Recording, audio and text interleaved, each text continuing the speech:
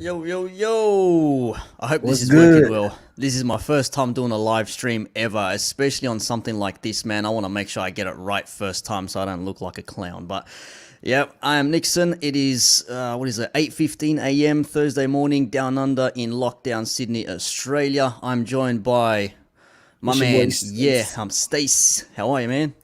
What's good, man? It's 6 p.m. over here in Miami, Florida, man. We over here chilling, but how's your day been so far? You just got up? I just got up, man, went to bed at like 1 a.m., listened to some more interviews and content, trying to get my mind up to date with everything, and it's just crazy, man. Like, honestly, this is drama that never ends. Like, I never thought we'd get to this point. Like, it's absolutely nuts, man. Like for you first up, so we can like get up to date with where we all came from. This, like, how did you first get into this whole situation? Like, where do you stand on the whole ABBA Preach and Fresh and Fit thing? Like, how did you come to talk about it? I remember just seeing the video pop up from Aaron Preach recapping everything. And first I was thinking like, damn, did they recently just go back on Fresh and Fit? Because I didn't see that initial video. I didn't see that portion of their discussion. So I was like, what, did they recently go back on there? Then when they was talking, I'm like, okay. I just watched it and then went my way. And then next I seen Abba and Preach's response to it. With response to Fresh and Fit, and then that was kind of crazy to me. And then it got kind of wild, and I was taken aback from it. And then I seen your breakdown of it. And then that's when I seen everything was blowing up, and it was going to a crazy point.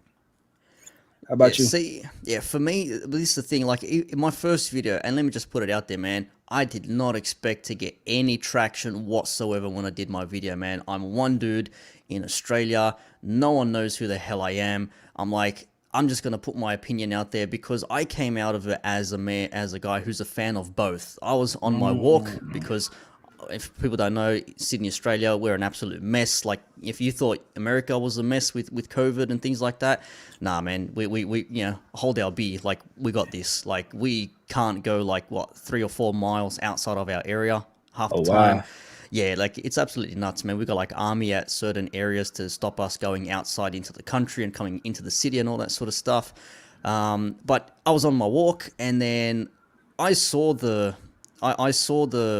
initial reaction from Fresh and Fit live. I was on my walk. I'm like, yeah, it's something to listen to. I'll put it on. I'm walking around, and then I heard them, oh, we're going to go to intermission, and then they start talking. I'm just like, oh, they're going to talk about the Abba and Preach thing because I watched that video, and Yeah. I'm thinking, all right, they might be going to say like, oh, look, you know what, we we can agree to disagree. We'll have our thoughts and opinions, and if they want to have a chat, let's have a chat. Man, I was not expecting what they did, to be honest with you, and I was listening to that like a fan. Like, the way I describe it is like, I've got two friends and Hmm. they're arguing with one another, and I'm in the middle of it just thinking like, why are you two arguing? Like, why can't you have like a decent conversation about this? Yeah. And then I'm like, this is crazy. Didn't think much of it. Went home, go on YouTube again. I see Ab and Preach put out a video, and I watched it, and I'm just like, oh shit, this just got real. And that's when I just did my video, and I'm just like, this is crazy. Like, why would you do something like this? Like, because I never thought, Myron and Fresh would do anything like that, because they're all about, keep calm, don't show Hmm. emotion, all that sort of shit. And then they go ahead and do that. And that's what blew my mind. And then I didn't think anything of it, put my video out there. I'm like, yeah, some Aussie dude, who cares? No one's going to give a crap. View after count after count. And somehow now I've become like this person that everyone wants to go to for information. Like, I don't know, maybe because I'm outside the country, maybe because I'm not Yeah. actually in the scene. They're looking at some guy like who's going to be like a in-between person. And you know what? At the start, I was on the fence. A few days later, I'm like, I don't know, man, this looks pretty bad for Fresh and Fit. Then a couple of days later, it's like, okay, maybe there is some truth to what they're saying, but it still doesn't make them look good. And now with more things coming out, like Ayindei spent like an hour and a half on did some full breakdown of his backstory on The lead attorney. TLAs, yeah, and all that sort of stuff. And we'll get into that later on. But it's just been absolutely crazy, man. Like Luke Cage says in the chat, played the middle, maybe played the little too long to be safe. I don't know if it was to be safe, man, because like, I can agree to some things and I can disagree to a lot of things. So I suppose we'll get into it first and foremost, man. But Yeah. like, like we know the backstory now. We know the Yeah. deal. So Yeah. it was always going to be, what are they going to say? But the whole thing was, why not address it to begin with when the iron was hot? You know, why delay it? Why wait a couple of days? Do you think they were just literally trying to compile every bit of information they had to, you know, clear their name, so to speak? Based on the way that they were moving, I believe that they thought they were invincible, to be outright honest.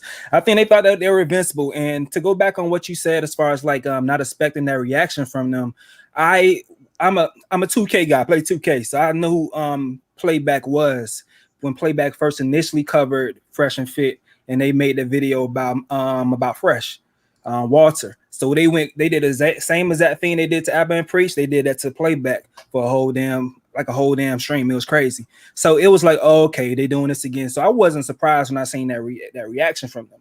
And from that point, I was kind of like taken aback from them. But when Kevin Samuels came on their channel, it gave me a little bit more validation for their platform. So I would check in every once in a while, probably do a couple reactions every once in a while and stuff like that. But I seen that character from them before, so I wasn't surprised. So with the success, if you act a certain type of way and then you have success to validate those actions, you're gonna get drunk with that. You know, you get drunk with that feeling. So I wasn't surprised for them to dive deep, and that also comes with the way that they were moving. And I think they kind of felt like they were kind of Teflon. They had to feel Teflon. It makes sense, man. It does make sense, because this is the thing as well. From an RP content standpoint, I can understand where they're coming from. Like, but I'm part of that different demographic. I'm not the demographic that's going to sit there and watch them debate, you know, what started out as 2 girls, 4 girls, sometimes 15 ladies. Like, why do you need 15 ladies on one show? Like, you can barely get a word out of half of them most of the time because they're shy. They don't want to say something. And it's like, what the hell?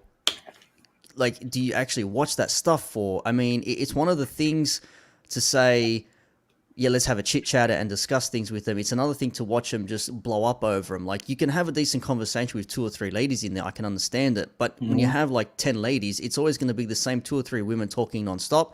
And then the rest of them are just going to chime in every now and again and just, you know, say their bit and be quiet. And it's like, you're not really offering much to that.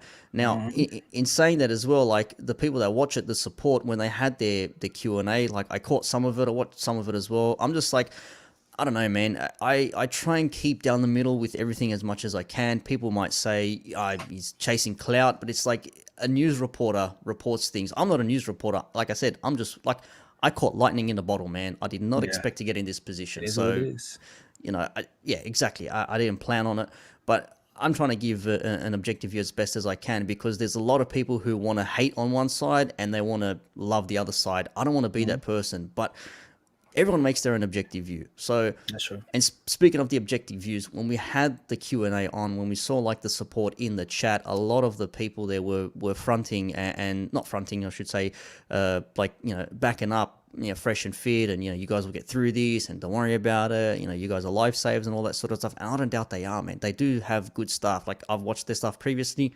The one-on-one interviews they have, like we were saying before, DJ Academics, Mr. Organic, yeah, they had the roommates and, you know, Better Bachelor and all these other guys, because they all have their own value. They all have something they can give to the men out there, whether they're younger, older. They always have some bit of useful information, so people don't make the same mistakes they did, so they don't go down the dark path that they did, for them to get back out of it. Now, the young guys in there, I get where they're coming from, but the support was there. But do you think when you watched that Q&A that they were getting a little bit of heat from their fans as well? I don't think it was that much heat until they kept asking fans to get deep into the questions, because they don't want the people that they invested their time into to be frauds. They don't want that, and I can understand that, because they look to these people for they see themselves in them some type of way.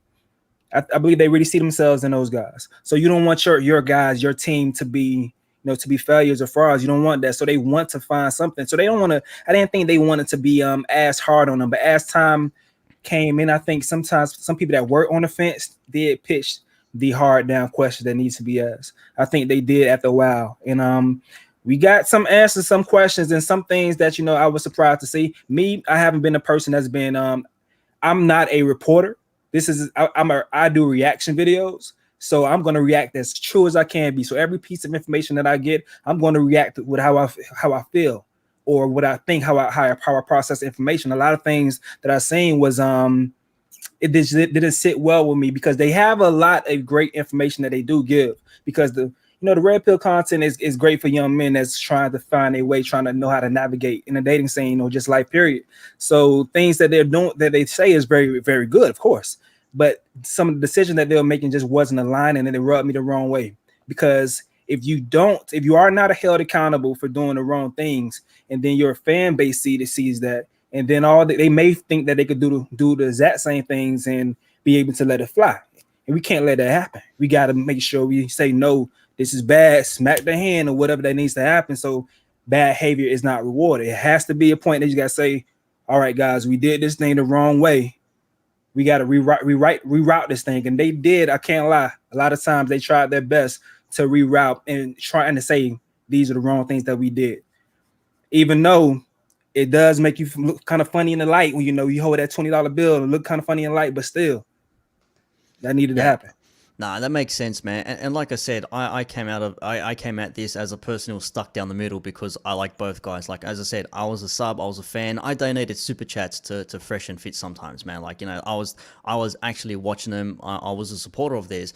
But when you see the things that they do, and it's like, you're really not living up to the person that you teaching these other guys to be. And that's where you start sort of like questioning yourself, like, all right, like Abba and Preach will say, you got to have your integrity, you got to live the way you're preaching or whatever. But it's like, you can do one thing and do something else, and when that comes out of it, it's like, what are you doing? Like, again, like Fresh, for example, with his PR, you notice that he's some record music producer, and he's got a jet and a limousine or whatever it was, and all that sort of stuff. And it's like, man, I don't see you as a record producer. You've not promoted any bit of music. You've not promoted any studio time, no singers, none of that sort of stuff. And I don't think I've seen anything from him regarding music production. So again, PR to make themselves look good, which I get, everyone needs good PR, and I think that's a good thing. If they had PR for this, maybe they wouldn't have gotten into the hole that they found themselves in to begin with. Not at all.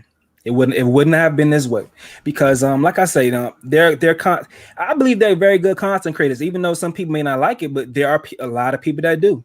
It's like Jerry Springer. It's like Jerry Springer on YouTube. Just in the red pill way, based on those values and those talking points. So it gets the job done. Everyone may not like it morally, but it gets the job done as content creators. And if they had the right PR around this, they would have been able to let this fly on by. It wouldn't have been any issue. It didn't have to be this way. They was just going to continue grinding and growing. But they got drunk off the success, and it is what it is. But hopefully they grow from the situation, especially for their supporters, man.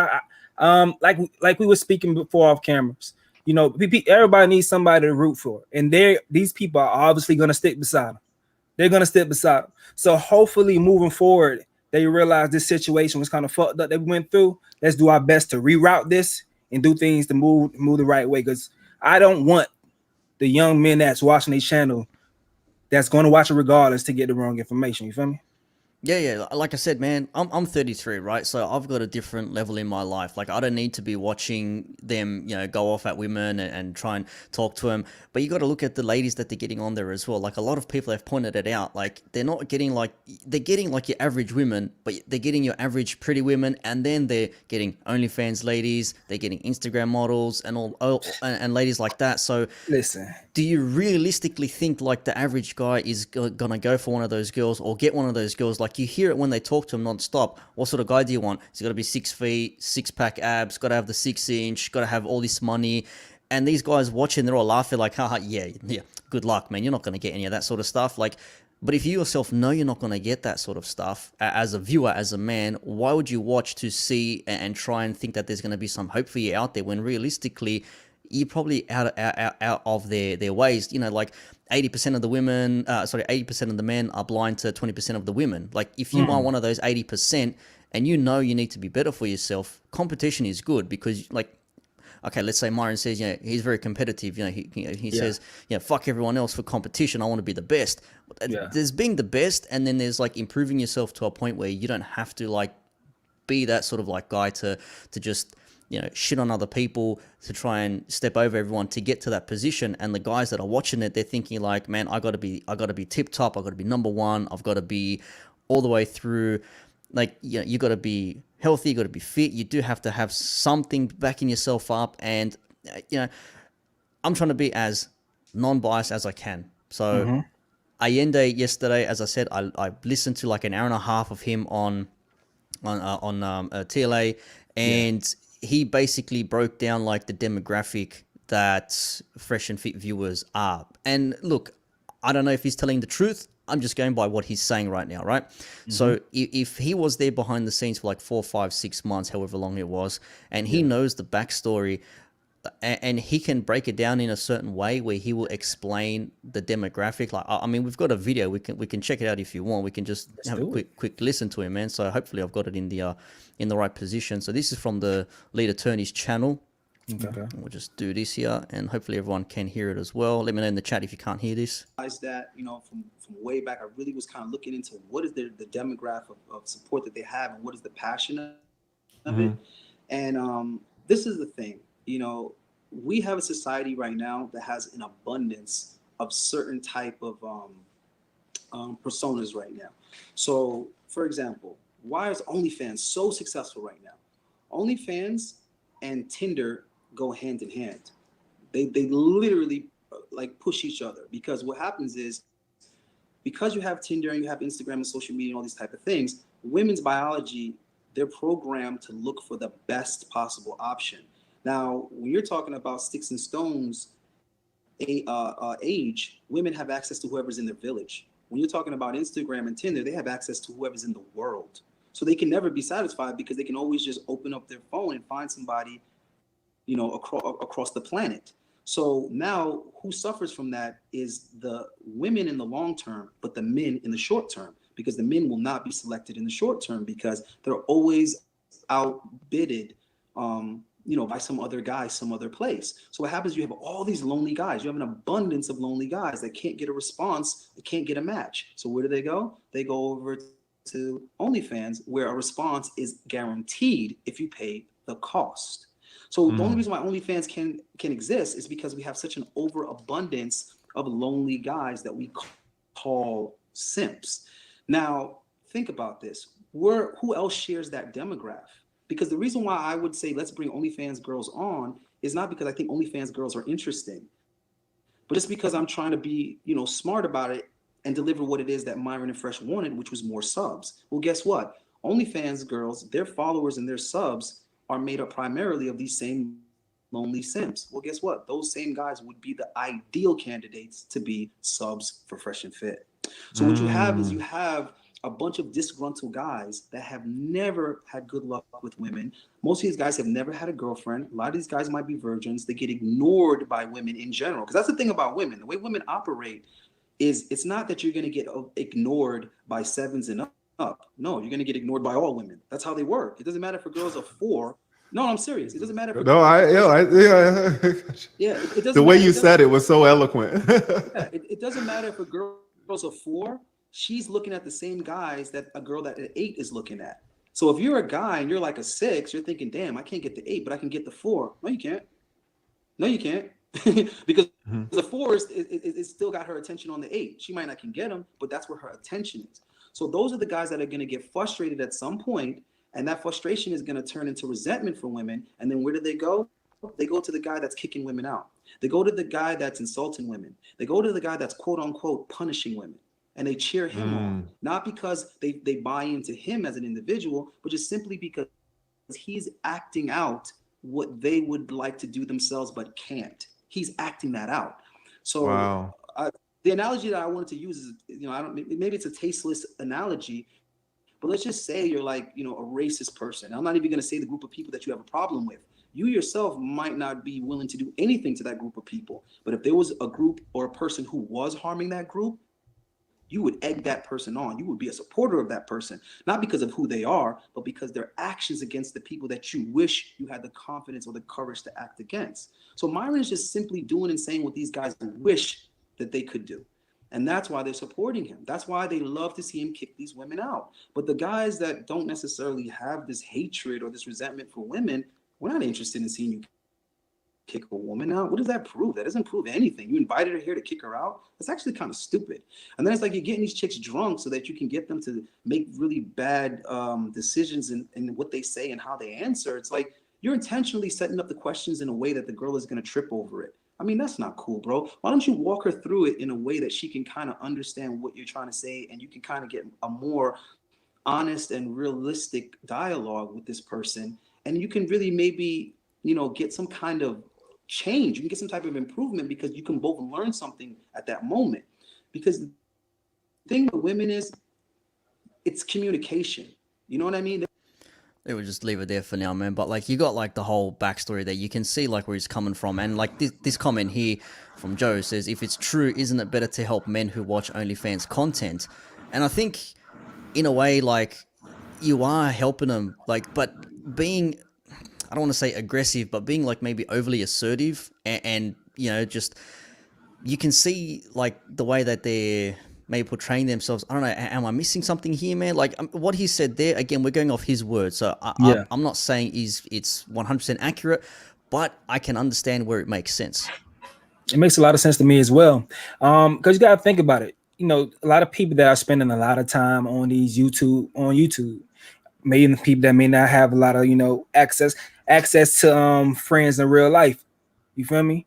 Or plus as well, we are in a lockdown. So the most safest thing to be, if you haven't had a significant other before this thing started, it may be tough to get someone now. But that's just that's neither here nor there. But I can understand that being the thing. Everything he says is all matches. It all matches. It makes sense to me because even when I was thinking about the fans that get excited about the kickouts, they may be men who want to see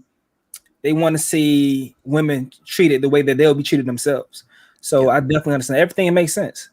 Yeah, it's that red meat thing. Like, oh, he's throwing someone else out. Oh, watch this, watch this. Like, like again, like of course says here, 70% of the people that watch FNF are highlights just to watch throwing women off the show, and it makes sense.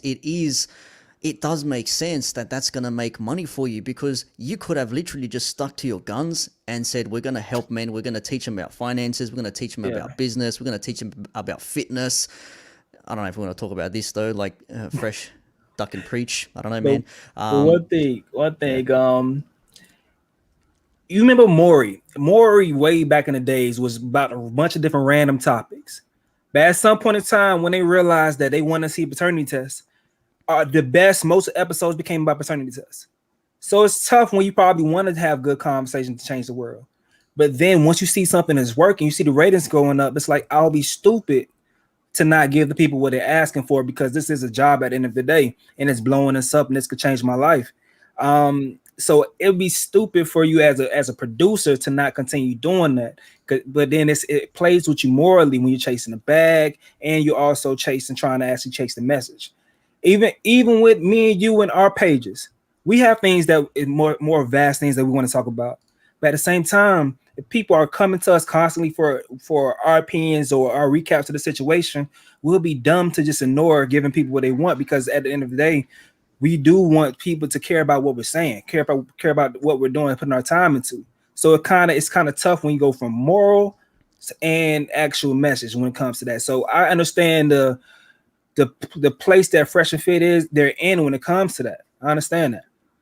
Yeah, it makes sense, mate. It makes sense. So, like, the guys that watch their content, I can get where they're coming from. I can understand. I can empathize. Like, I don't always have to say, yeah, I like it. But like I said, when they have certain guys on, when they have discussions with these ladies, if it is someone who is in business and they have like OnlyFans on, and they're trying to teach them like, this is how you save your money. And we've seen with OnlyFans recently, they're going to stop sexual content. Then they come out like some hours ago and said, actually, no, we're still going to do that. But a lot of people have already left because the wheel started turning. You can't hit the brakes now.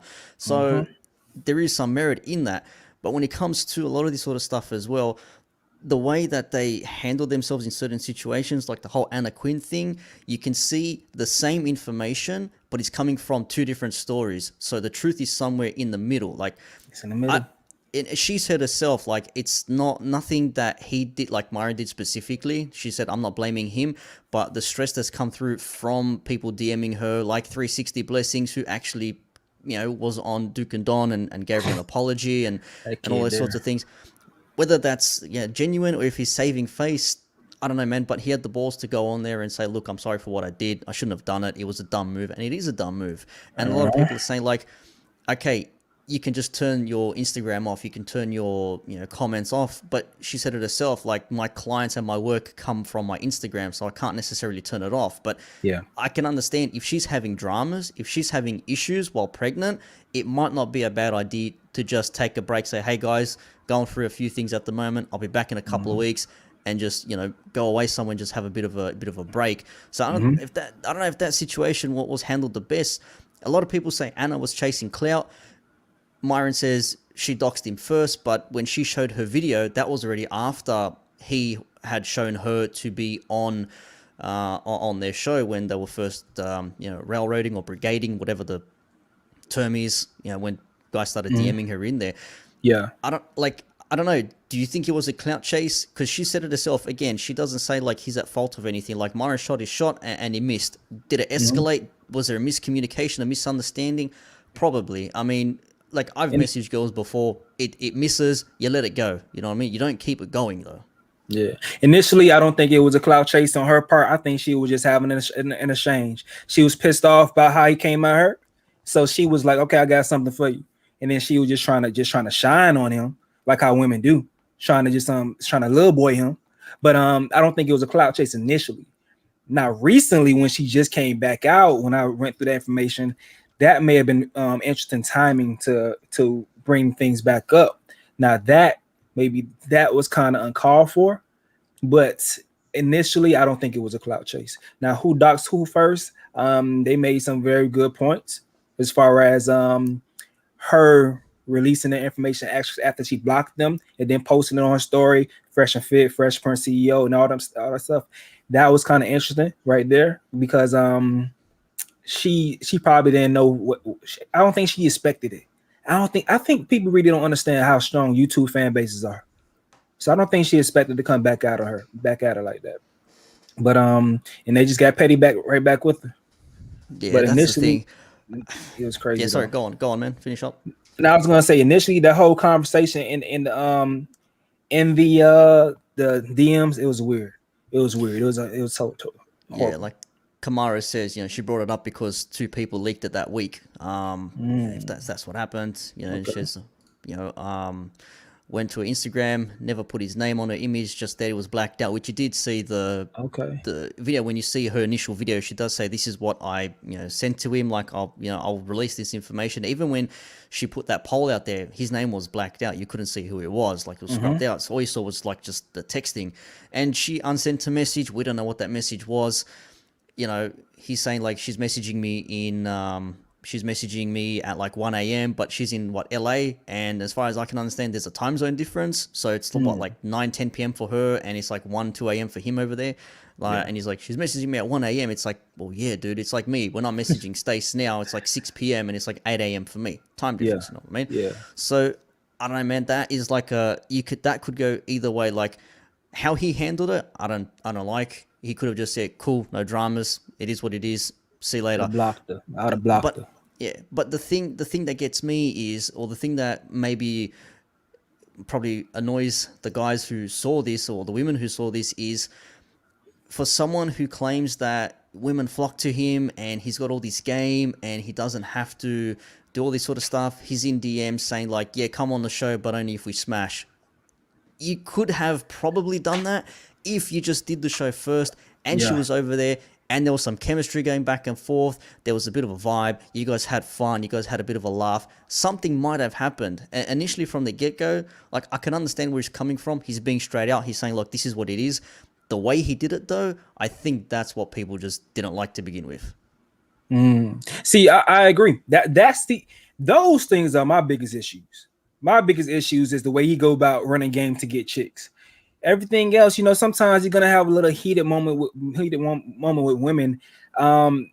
But when you talk about having game, being a pickup artist, stuff like that, it just looked kind of weird. It just didn't look smooth the way he came out. I think she was giving him a little flavor. She was kicking some flavor to him, and he didn't know how to catch it the right way. Like you said, if it was on site, on scene, you get a chance to talk to him in person, and then you spit some game to him in person, and you good. I think Buddy just went about it terrible, and it's too abrasive, way too abrasive to come at a lady like that, especially if you feel like you got game. Be like Kobe when you get a one-on-one, go off like at that point in time. That was weird to me though. Yeah, it makes sense. Like I said, like I can understand that. I can understand both point of views. He made some points. She made some points. Who doxed who first? I think she tried her best not to involve him. But when you're dropping names and you're saying go roast her in the DMs or whatever he said, and that's not nice, man. Like I would hate for someone to go into someone else's DMs and just talk absolute shit about them and just say whatever because they don't like their views. If you don't like someone's views, you could say like, I disagree, here's why. Don't come out there say you stupid, none of this sort of stuff, man. That to me is petty, man. But and someone said in the chat here just now, Kazushini says, what's your take on Abba and Preach? Should let it go or keep spitting fire they've been doing? We'll get to that soon. We will get to that. We do have a checklist here which we're getting through gradually. It's not too bad. So that was the Anna Quinn thing, and sad story as well. I don't know if she has, but there was the risk of her losing her child, which is pretty sad news from the stress. But again, someone said in the chat as well, someone's screening her Instagram for her now, which is probably better. That way someone else doesn't need to know. I was going to suggest that. That's very, very smart to do. Just take a break, man. That's good. That's very, very smart to do. Someone asked, where can I get this cap? It's from a store called Survival Miami. That's where I got it from. I don't know if you can find that, but that's where I got it from. Nice, man. And again with the whole Nina Unrated. Oh, sweet! I got a super chat. No way. Super top. This is my first super chat. Awesome. From the moment Myron acted based upon assumption, any suspicion for bad intention from Anna went down the drain. Say, man, it's up there, man. Appreciate that, Silver Top. He's got a good channel as well, man. He was breaking this stuff down the other day. Shout out to him. He's got a cool accent as well. Silver Top. From Obrigado, from Portugal. Thanks for them €5, man. The other lady in contention, like Miss Cheeks, is the big suspect at the moment. That's a very tricky one. We'll get not tricky, but that's the one that's.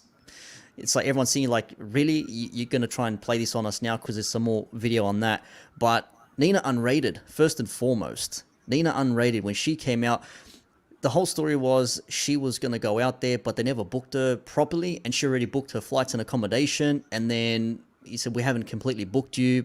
Did she overcommit? And then did she try and get more money out of them when they asked her, get on our, do some sexual content, we'll put you on Patreon? And she said, well, I charged $2,500. And they said, oh, no, don't worry about it. And then she got upset over it. Maybe I'm confusing the situation. And this happened like before anything else did. This happened like maybe a month ago or something. What's your take on the whole Nina situation, man? That situation is another situation where I'm like, I can't fault them too much on that situation. When I really watched it and went down through everything, it was kind of crazy. It was her trying to. They came to the negotiation table. They just didn't agree on the negotiations. She wanted more money for being able to do the Patreon material. She wanted more money when it came to that, and they weren't budging. They felt like just coming on our show is going to push so much attention to your OnlyFans, and plus you can keep the footage from the OnlyFans to be able to rock out with that. And they just didn't come to a mutual understanding. And then by that time, she's kind of strong on her way to make sure she could continue to rock out on the platform, but they just didn't. They didn't come down to a mutual decision, and I guess they left the sour taste in her mouth. But what do you think about it? It was pretty weird, man. Like when she came out as well and said, Myron's this FBI agent, Homeland Security, whatever he is, I was just like, really? Yeah. Nah, you got to be kidding me, man. Like, and his name's out there in the public now. Like, that's none of my business, man. If someone wants to be called a name, I'll call them whatever the hell they want to be called. It's what it is. Yeah. Someone says here, Kiki Clout did the content for free. Who would pay $2,500 for a 40-plus-year-old woman? Which is what she wanted. She wanted That's two and a Nina? half. Yeah, Nina wanted $2,500. She's like, I don't do this shit for free. And it's like, okay, cool. Okay, Like yeah. you'll get exposure from us. We got like 30,000 subs, and her whole argument was like, I don't need your subs. Like, I need my money. I've got a child to support. Which I don't think, this is beside the point, but she doesn't even have custody of that child, if I'm correct on that one there. Like, she's fighting for custody. Yeah, it's like, I don't know, man. That whole situation was wild, man. But, and I mean, $2,500, the premise where she do sexual content, but she didn't, and she probably thought she was like maybe wrong done. Do you think Fresh and Fit should have just paid her the $2,500 and just let it be, or do you think that they have a case in this instance? I think they have a strong case because they said, I remember on DJ Academics podcast when DJ Academics went on their show, and she was basically saying, he was basically saying that their fan base always going to show crazy love to the OnlyFans people. And if that's true, based taking their word, just being unbiased, then they have a strong point.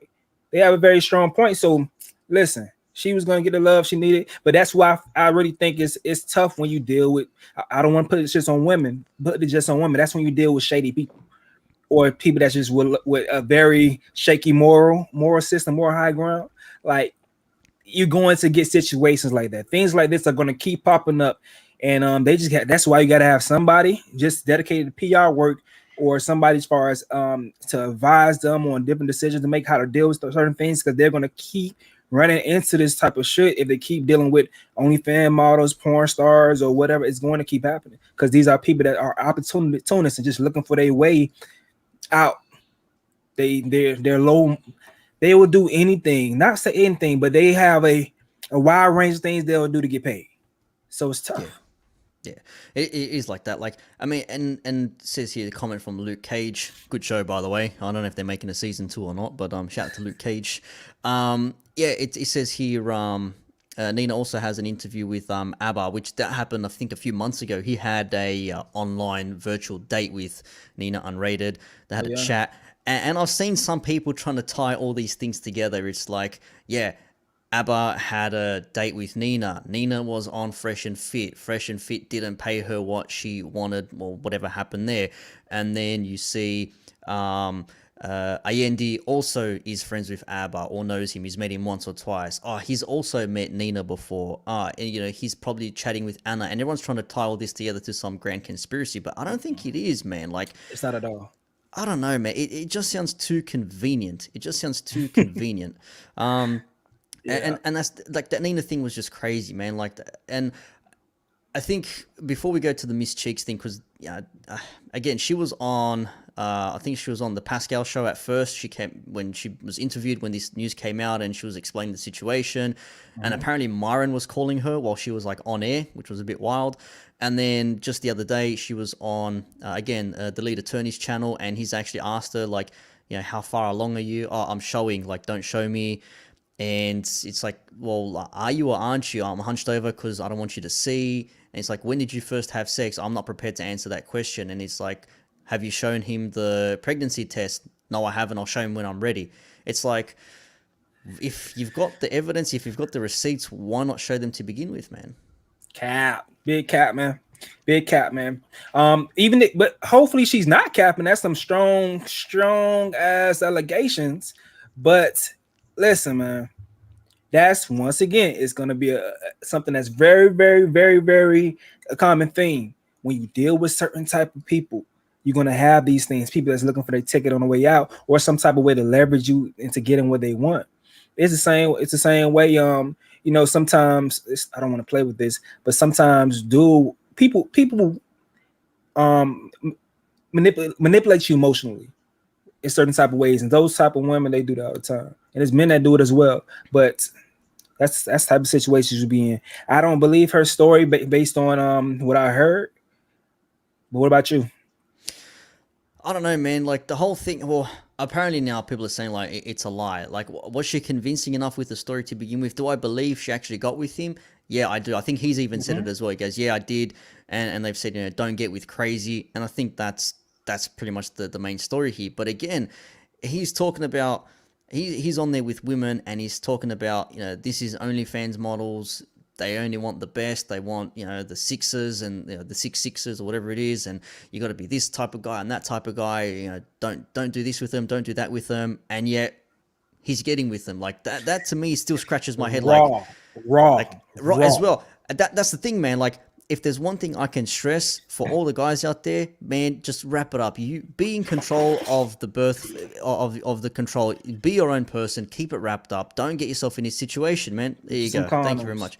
Exactly right, man. Always carry some, man. That's the thing. Never go in raw, man. Don't think. But this is the thing. It's like, I've got a hot chick, man. I got no rubbers. I'll pull out. It's okay, man. What if you go missionary?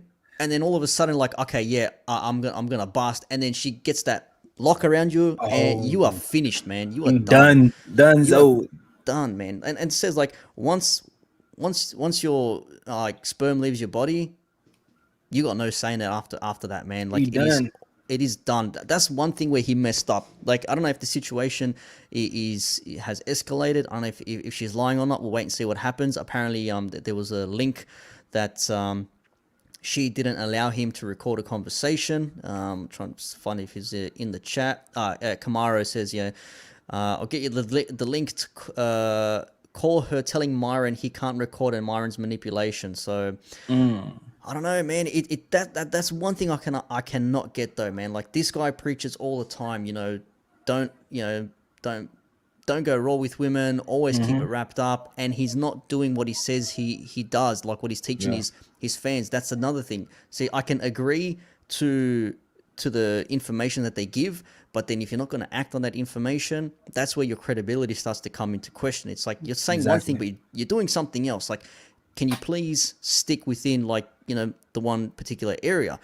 And then apparently she went on the lead attorney show again just yesterday, as I said, and apparently she's showing after 2-3 weeks. He asked her, when did you have sex? She wouldn't reveal the date.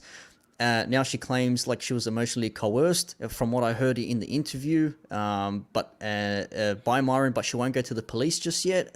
A lot of people in the chat reckon that she might be onto something. I don't know, man. What do you reckon? That she was emotionally coerced. So they're saying that she's not lying. I mean, lying about what? Being pregnant? I mean, they had sex. They had sexual relations. He had sex with her raw, so it's possible for her to be pregnant. It's just the way that she went about telling the truth when she heard that Myron was going to be recording the conversation. That just threw me off. That threw me off, bro. But she possibly can be telling the truth. But if not, then just, I mean, if you are telling the truth, do whatever you have to do to make yourself credible. Do whatever you have to do, because it's not that hard. Just be straight about a situation, and then we can move accordingly from that point. If she can, prove herself, because you don't want people to think you're lying. If it's that serious, if you are pregnant. Exactly. And in this whole world of, like, hashtag believe all women and the sexual assault and the EPA or grape, whatever word we want to use for it. And she says herself, let's be real here, she said it herself, she was not under any sexual assault or grape. She said, I consensually went into it. We had a good time. I was feeling him. I thought he actually wanted me. And again, that's the thing that happens a lot though. Men, again, it's like, they teach men how to get women, for a one night, for a short time, spin plates, all those sort of things, man. Again, depending on what your age is at, on your age bracket, you will want that. The younger guys, they want girls. The older guys, they want to know how to get themselves secured financially, build themselves up. And like I said, there is a different bracket when it comes to who takes RP content. RP content, there's a ton out there, man. There is heaps out there. I watch RP content daily, but it is stuff on how to secure yourself from failure, what to do if you're in a bit of a tight situation, how to better yourself when it comes to career prospects. Those sorts of things are useful information to young men who don't have male role models or who don't know how to go about their business. But when you see things like this, like the ladies on here, and no slight on the ladies, but if you're just bringing on like Instagram models, OnlyFans, and all those sorts of things, it just shows that you are all about that party lifestyle. These are all the ladies that we want to associate with. I get it's Miami, it's fast cars, it's flash, it's all those good things put together. And it's just everything mixed in one. And that's what happens. You end up going out with OnlyFans girls, having a laugh, you get with them, and again, don't go in raw, guys. Don't go in raw. Don't get, man, even if the girl says to you, oh yeah, I've got my morning after pill, it's right here, or I've got, plan B or whatever, just wrap it up for your own sake and your own safety, man. That's all I can say. Yeah. Real quick to go back on your point as far as like the different type of reasons to consume red pill content. Me, I was on the opposite end of the spectrum.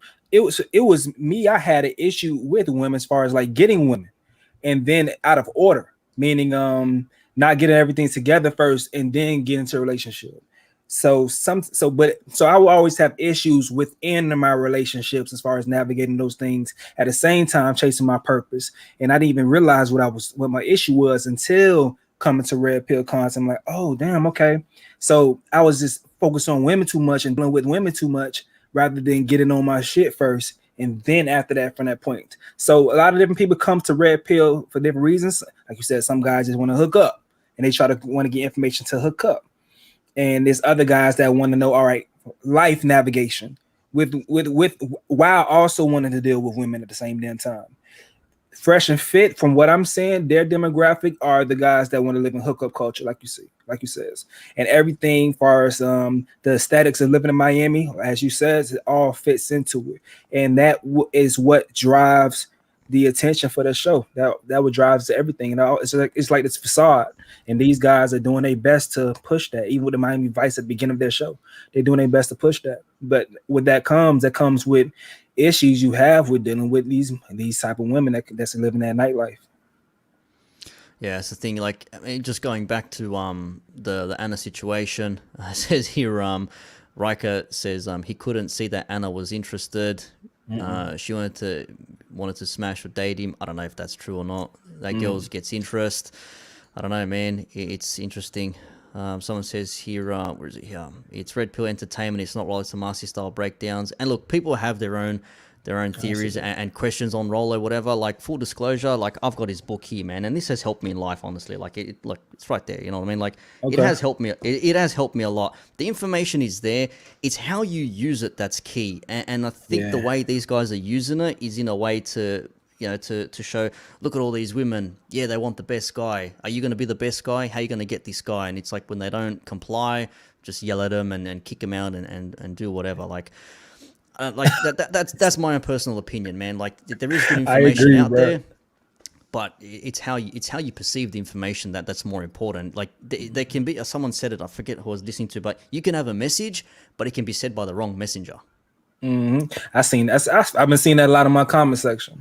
I've been seeing that exact same thing, but it's like and then it's tough because people want you to just focus on the message, not the messenger. But it's tough. It's hard to do when you have a lot of different other messengers out there, and you just go to someone that you believe is following their message and the words, So it's interesting. It's real interesting.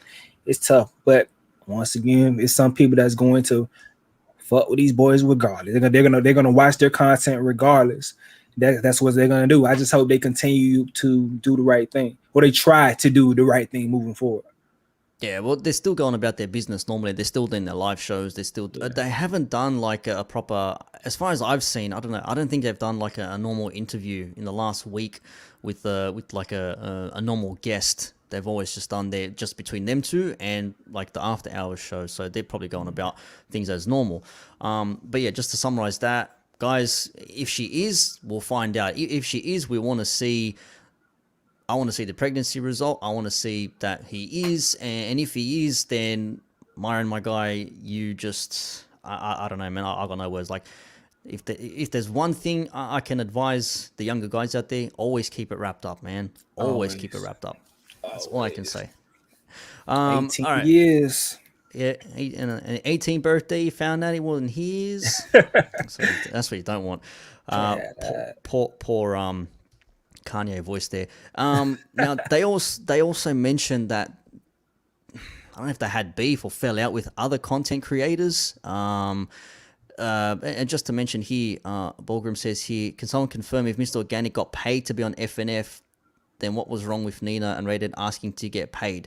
Yeah, I think we said it. Like, it was the confusion of what she was there for. She was there on the assumption that she would that she, I think she was or she wasn't going to be doing sexual content, or when she said she wanted to, they said, "Oh no, we're not paying $2,500." And then it was like, "Well, why the hell did I come out here?" And I don't know, man. That story altogether was funny. Just quickly, Nino Perez, will FNF recover though? They haven't. They may. I don't. They're going to recover. They're going to recover because there's some people that want to believe them so bad. They want to rock with their team so bad, so they're going to recover. They just have to move differently. They have it, and they're going to work with a different group of people. They got to do their own thing because the manosphere is not rocking with them. So they're going to recover. Get this question right here. You can answer that question. I want to know what extreme heat O'Shea Do Jackson has, but isn't releasing. It was a situation with Kevin Samuels. Yeah, that's what he was holding back. And that perfect comment just ties in to segue to this next bit here, man, because like there was the whole Kevin Samuels thing, and I think a lot of people have acknowledged that Kevin Samuels was a big part of why they went viral when he was discussing issues with the OnlyFans girls, if you remember, where he went on, it's like, what are you investing in? I'm investing in myself. I don't have to tell you what I'm investing in. It's like, well, if OnlyFans stops tomorrow, do you have money to live off? And again, yes or no, OnlyFans is still going to be around for a while. Who the hell knows? But the whole point is, when Kevin went on there, and we came from shall we say, like a logical, maybe pragmatic view on the situation, like breaking down things and then discussing them individually. Yeah. And when the women give him heat back, and then they start arguing, and it's like, oh, no, you're wrong. You can't hate from outside of the club. You can't even get in. And then that stuff starts snowballing, and then they had the Silver Sable situation when she was on there. You remember that episode? Like, oh man, that was crazy. Like, but let's be real, Kevin was a big part of why they actually got up there. And that whole Silver Sable situation, like, was it Nevme 18? So Silver Sable put him on the map, and that was a wild show, man. Like, when I didn't see it live, I saw the clip. But let's be real, Kevin Samuels was a big part of what they did. Now, FNF confirmed Authentic Alpha, Ayindei's claims that things were said behind the scenes about Kevin Samuels. And, does Fresh and Fit owe Kevin any loyalty? Because even Myron and Fresh said, look, he started telling us, I'm recording at this time. Don't be recording the same time I am. And it's like, well, we don't have to follow your lead. We can do whatever we want. I don't know. What do you think in the situation, man? Because Kevin's come out as well, and he gave that monologue about Icarus, flying too high to the sun, burning his wings, crashing back down. So it looks to me, for all intents and purposes, like he's done with him. Yeah, he is. He is. Are you going to be on the same team, or are you not going to be on the same team?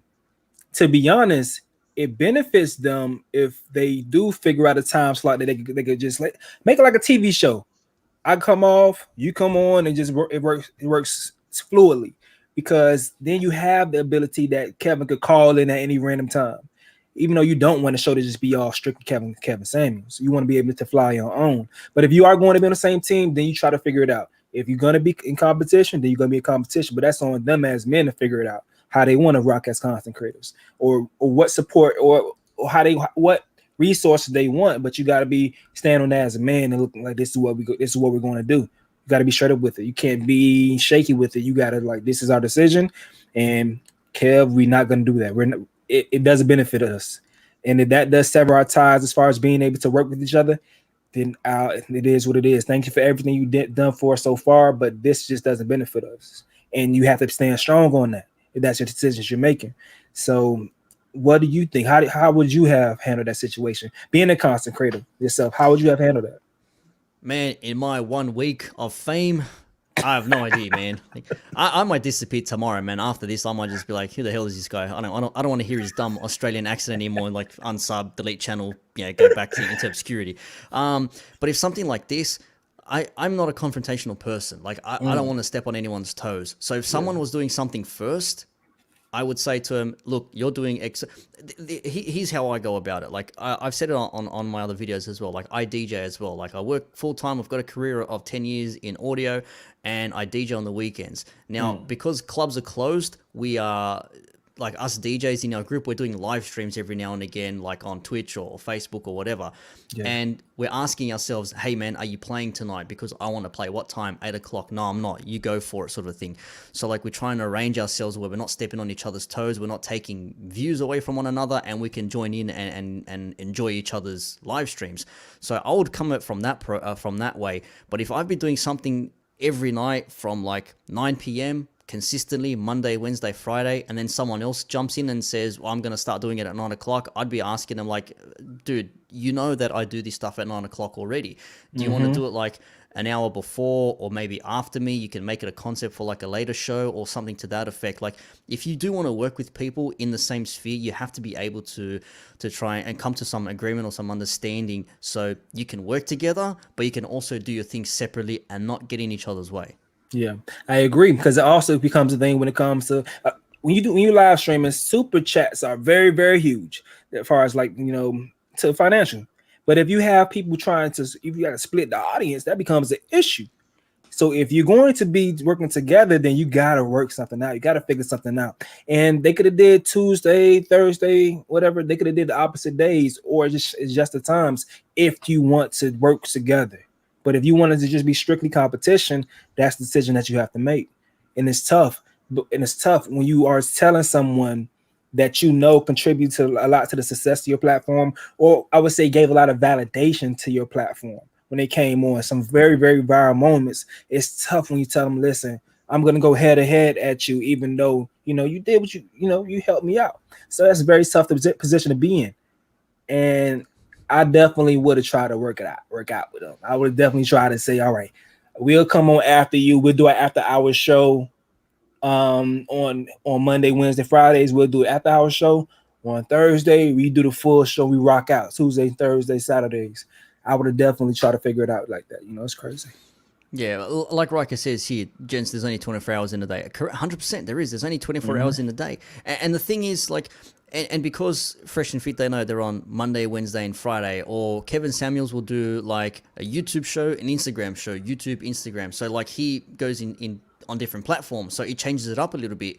Does that still mean that you should not do your content at the same time? Some people maybe aren't able to be in front of a computer screen on YouTube. Maybe they prefer Instagram. They're having a coffee break or whatever the hell that they're doing.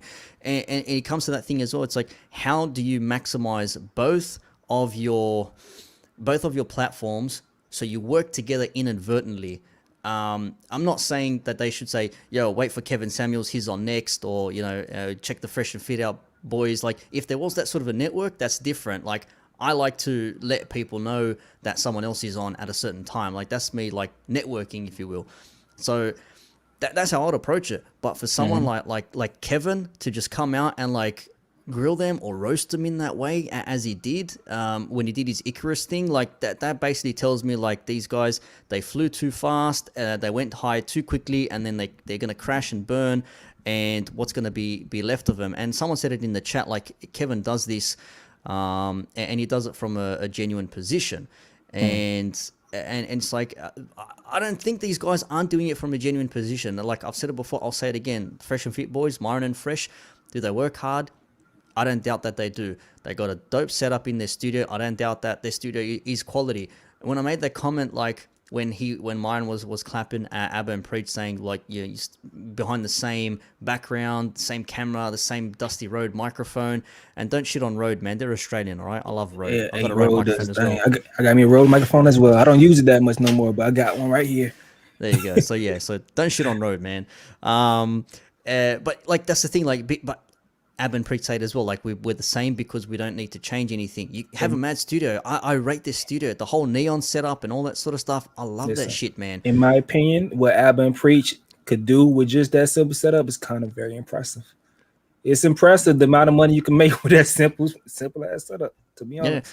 Yeah. And having that connection, that link up, I don't know, man. It's one of those things where you've got the dope setup now, and it's like, how do you keep going? And like I said, you got to keep eyeballs going. A lot of people are in my comments nonstop saying like, man, you're no one's gonna pay attention to you after a week when this is done and dusted. Maybe not. Maybe they won't. But I've got a wave here and I'm gonna ride it. Like Fresh and Fit, they had a wave and they rode it, and then they just kept on going. it caught wind, man. You've got something going for yourself. You reached out to me. Hey, man, we've got a collab somehow. No dramas, man. I'm free. Let's do it. I got no problem having a chat with people or just having a conversation about anything, man. You want to talk about games? Let's talk about games. You want to talk about sports, movies, the weather? I don't care what it is, man. I'll have a conversation because I like learning things, man. You want to talk about sports because we're going to have to get on your boy Ben Simmons, man. Ben Simmons? Ben Simmons, he trash. That's your guy. Aussie. Oh, yeah, the Ben Simmons. Yeah, the NBA player. Yeah. But We've got a few of us over there, man. Yeah, that's the thing. Like, it's that content creator thing. Once you, and the funny thing is, Ayindei said it in his interview with TLA. He said, Myron's like, I don't want to deal with anyone who's like lesser than us. Like, you should always team up or network with people that are higher than you. And he's like, well, that makes no sense because if they're higher than you, then you're lower than them, but you won't collaborate with someone that's lower than you. So how does that make sense? This is true. This is very true, dog. You know, somebody said that shit. I think Abba and Priest said it yesterday, or whomever. Be careful the people that you shit on your way up, because on your way down, you got to see them same people. You got to look at the same damn people in the face. You feel me? It's kind of a similar situation, but. And that they're moving, man, that live stream. The smoke they have for Poor Man's Podcast is crazy. Or the smoke that Fresh have for Poor Man's Podcast is ridiculous. I'm like, damn, homie. Shout out to PMP as well, man. I like his stuff, man. It is simple, it's effective, and that's the thing. Again, it's authentic, like doesn't have the flash. Like you don't have to have the flashy stuff, man. Have a decent camera, decent audio, you got yourself sorted, man. If your content is good. The investment is up here with PNP. The investment is up here, and that's priceless. Because that man right there, he's knowledgeable on everything. He fires everything off. He has a system. He works within it. People love him. He gonna keep cooking. So shouts out to homie. Exactly right, man. Just a quick shout out to Podcast Envy. So it's got a collab with the small channels too. Help the next person up. Yeah, man. Like just as a side note, like I had an interview with Sterling Cooper. Sterling Cooper is another Australian guy. He's an adult film star. Used to be a former male escort, like to high-end, like female clientele. And I just reached out to him. I'm just like, man, this is what's happened. There's this whole fiasco on paying for box and all these sort of things. And he knows the situation. He's like, yeah, I'm staying out of it because he's friends with like Myron and he's also friends with a whole bunch of other people. But he's like, it's not really my beef. But I am friends with them. I'm not going to talk, so like I'm just going to stay out of it. But we had a discussion. We're like, why do people pay for sex, and who pays for it, and you know what are the mechanics behind it? And he gave me a good discussion. We had a good breakdown. So it's one of those things you can collab with people who are down the bottom. And he said this to me, and he said it as well. He goes, one of the Tate brothers, whatever your opinions are of the Tate brothers, I forget, I think it was Andrew Tate. He goes, you got to have friends in high places and low places because you never know when you're going to need them, you know, or if where they're going to end up one day. You got to be friends with lots of people, man. Yeah, that's true. That's the thing. Yeah, crazy stuff, man. Like crazy. The whole situation on like the content creators, and they're going to have their own tribes. They are going to have people that are going to back them up nonstop regardless. And they will say these people are all just chasing money. They're chasing clout because they're popular. There's a downfall there. And it's like, I don't know, man. Are you really like, let's talk about the Ayindei and Large situation now, like the 100K sub party. Let's do it. We know the story there, right? We know the story there. According to Ayindei and also to Myron, who has confirmed this, he was hired to bring the girls in, but you know, after a while, we just started getting the girls ourselves, or he dropped the ball, he became lazy. I forget the whole proper backstory, but essentially, they wanted to host the party. It was his idea. Myron shut it down, according to Ayindei. And then Trey, the audio guy on the show, said, oh, let's do a party. And he's like, okay, yeah, let's do it. And then they started the ball rolling. Yeah. And then he was like, man, I know the club promoter. I know the club. They got security. We can make all this happen, man. We just need to have, we just need to have the ladies there. And the whole thing from there was, according to Ayindei and Large, that they were sort of like responsible for the party failing because they didn't get as many people there, and the VIP tickets were like $500, and now they're holding out on their fans who wanted a refund of that 500. And this only happened a couple of days ago, according to Ayindei, based on some fan recordings, and Large as well. that to me is like a personal thing between them, and it's sort of separate to the situation because it's not really relating to what's happening. It is behind the scenes, but it's not from the show itself being on air. It's from an offshoot of the show. Yeah. But all the same, man. Like, what's your take on it? Like, do you think that it's fair that they're saying that these guys are responsible for the failure because they couldn't secure the girls, or everything was last minute, there was nothing planned? Because according to Ayindei, he says that Myron does a lot of things last minute, and if it's not his idea to begin with, he doesn't want to go ahead with it. So this was a part that was supposed to be in Las Vegas, right? It ended up being in Miami, didn't it? It ended up being in because I don't know where it was, man. I seen some promotion for Las Vegas, so it ended up being in Miami. That's interesting. But if it was meant to be in Miami, then it shouldn't be that tough to get as many girls as possible. But if it's in Las Vegas, then it will be hard, especially if it's last minute. It will be kind of tough if it's last minute. That's kind of it's a sticky situation. It's a sticky situation if you are.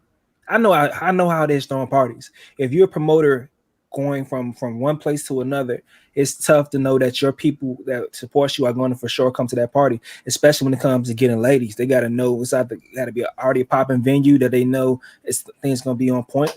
But no, it's just tough. It's tough right there. So they said Large had the girls, but how many girls? But how many people though? Like, what size is this venue? That's tough to call to say whether they're wrong or right. But actually, Large, and I think it was Thug is his name. I forget. He had a second part to his name. He was live with Poor Man's podcast the other day, and they were discussing the situation. And I think they came to a sort of agreement. Like, no, you are correct. Like, that's what happened. We were told to source the ladies. I was paid X amount of dollars, or I think the ladies were meant to be paid to get there, and it's like the guys, Thug Samurai, thanks Riker, I appreciate that, man, honestly. And if we're missing something, if we're missing some information, please let us know, man, because I don't want to leave everything out of the way. I don't want to sound like a douche, being one-sided. I want all the information I can possibly get so we can let you guys know what the situation is. So it was sort of like to that effect where, there was there a miscommunication? Was there a complete failure in the whole party? Were they insufficient with the ladies? Did they not live up to their word? But again, like Large says, it was just my job to get someone to get the girls, and he, I think that's what happened, and he gave that duty to someone, and it didn't go to plan. That's a tough situation to be in, to be someone that has to get girls come to a party, bro. Man, listen, dog. Any given thing, them girls change their mind and do whatever. So, listen, that was a tough task in the first place. I don't know the ins and outs of the party. Okay, Thug Samurai. There we go. Thug Samurai was to bring the girls in, but Myron wanted Thug Samurai to pay to attend the party. Oh, okay. That's where it is. Yeah. Okay. He wanted Thug Samurai to pay them. So see, Thug Samurai declined. Other girls decided not to bother going to the party either, and that's why they didn't have many ladies there. Thanks for that, Riker. Appreciate that, man. So this, I think the only significance of this is it's just based on their character. Do they have good character or not? And if that situation is true, then that is kind of fucked up if someone is bringing the ladies to a party to not go ahead and pay them. But then, not to let them in for free, I would say that kind of is messed up, to be honest. Yeah, well, apparently, again, this is from what Ayindei said. He said that they paid Mr. Organic to be at the party, but they wouldn't pay the ladies. I don't know. It sounds like a stupid. To be honest, it sounds like a stupid party. It sounds like a dumb party to me. I don't want to go to a party where we're supposed to be a bunch of OnlyFans models.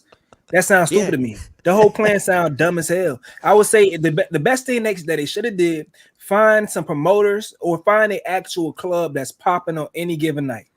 Find any club and then say, hey, we want to have our 100,000 subscriber party. Can we host this night? That's all you got to do. But they got too big ahead. They probably didn't really understand how party promotion and stuff works, especially in the big city, whatever, not understanding the competition that you will have. And they got in over their heads. So it sounds like a stupid idea to me in the first place. So I can't blame Ayindei for not being able to get the girls because it was a tall task. But if that was his idea, it probably wasn't that good of an idea in the first place. Whoever idea was to have this type of party, it was dumb. Just knowing how even Miami clubs, it's tough to compete with the normal Club 11 or Story. It's tough to compete with that. It just sounds dumb. Yeah, yeah, right. Again, I think he meant pay to attend the podcast, not the party. And that was the thing as well. Like in such short notice too. Like that's another thing, man. Like Ayindei says it was his initial idea to have a party, but his whole thing was like, we'll make it like a publicity thing, like make ourselves look good for the subs and for the people that pay for the ticket. So if you're a sub and you're like, hey man, we're hosting a party, 100K sub party, come down, have fun, like put like a cost at your expense, like invest into your fans, invest into your product. Say, look, man, look how cool these guys are. We watch them. We've been giving them super chats. We sub to their channel and all that sort of stuff. And now they're throwing a party for us, and we can all hang out together. We can have a chat and relax and have some mad fun. Have fun with some girls. Have a few drinks, and everyone has a good time. But instead, again, they were focused on the money, $500 to attend a VIP ticket for a party. And the guys that didn't get what they asked for, I saw some comments saying, one guy paid for the $500 VIP ticket. They didn't get what they wanted, but they spent time with the boys the next day. They hung out in the studio. So maybe they got their money's worth one way or another. But some people who don't want to do that, they're like, I want my money back. And they want the women. They don't want to hang with you dudes, man. Come on now. They want to hang with the chicks, where the ladies at, dog. Come on now, bro. So Ayindei wanted to do the party for free, not charging the subs. To me, I think the party that would have been a gift to the subs, you know. Why didn't just do a normal thing? So if it was free, that'd have been better. Especially let the ladies come in. They should let some ladies in for free or something like that. But listen, why didn't you just do normal? Just have a live podcast. Have a live podcast. Let the ladies come. Just do a live podcast with all your homies, all the guys in the crowd. Then after that, you probably do like a club crawl, a bar crawl, or something with everybody, something lit like that. Like they went too far. They went too far. That's a good idea, man.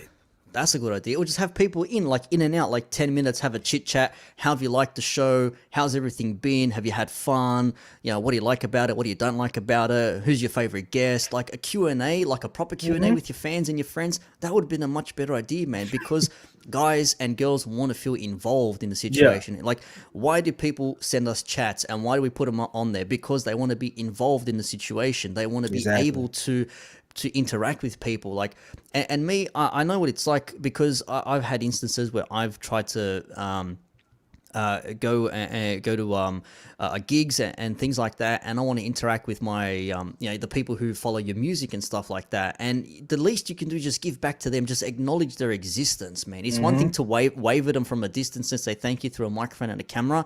It's another thing to be face to face with them, shake their hand, give them a quick hug and say appreciate your support, thank you very much, what do you like about the show. Take it as like feedback as well. See what you can change. What can you alter? What can you make better? What can you take away that's not helping you at all? Like, these are things that you should be thinking as a creator and as someone who is also another human being, because if these people aren't watching your content, if no one's watching your content, then you don't have a channel. You have nothing. I mean, it is kind of gritty in a sense. Because I seen the comment section, and Myron said something like that, like on the 5-hour stream. And then he was saying it's not about the money, guys. You know how he talk. It's not about the money, guys. And so the people in the chat was like, nah, Myron, you definitely are about the money. You about the cash every single way. But some point in time, like, listen, you got it. If you got it, listen, just go ahead and give it back. Especially these people are putting the money in your pocket. They put you in a position to grow. I understand, listen, anything you can monetize, maybe try to monetize it. But in that position, it's a celebration.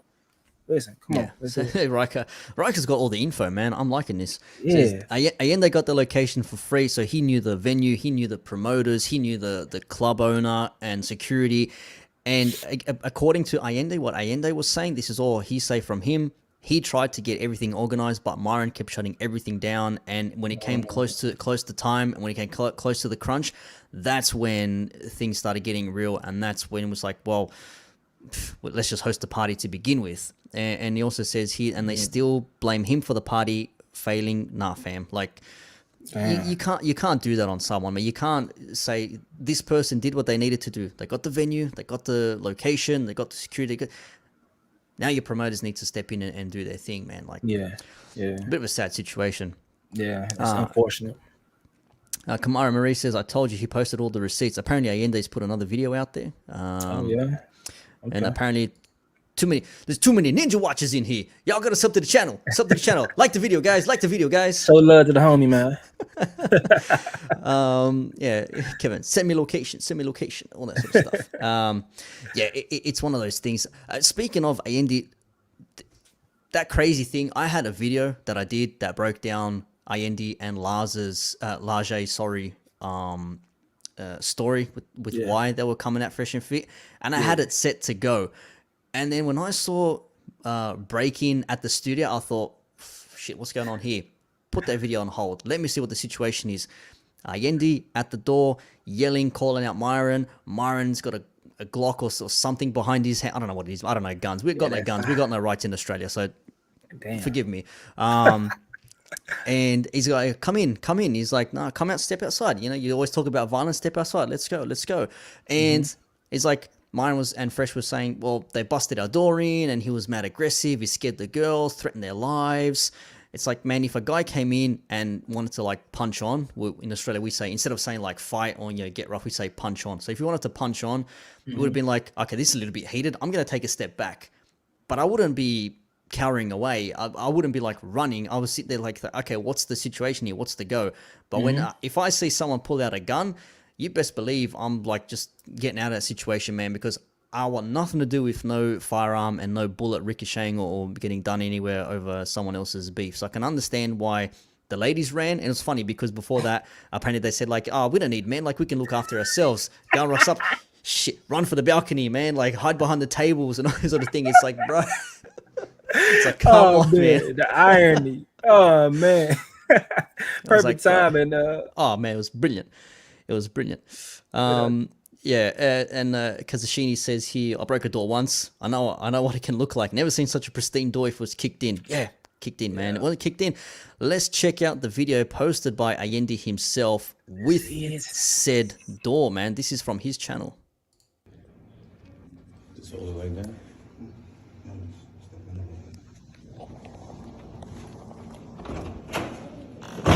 Yo, Amu. Come outside, my nigga. Come outside, my nigga. There you go, man. That's literally it. Like, let's go again. Let's leave that on a replay. Check it out. I didn't see no door being busted open.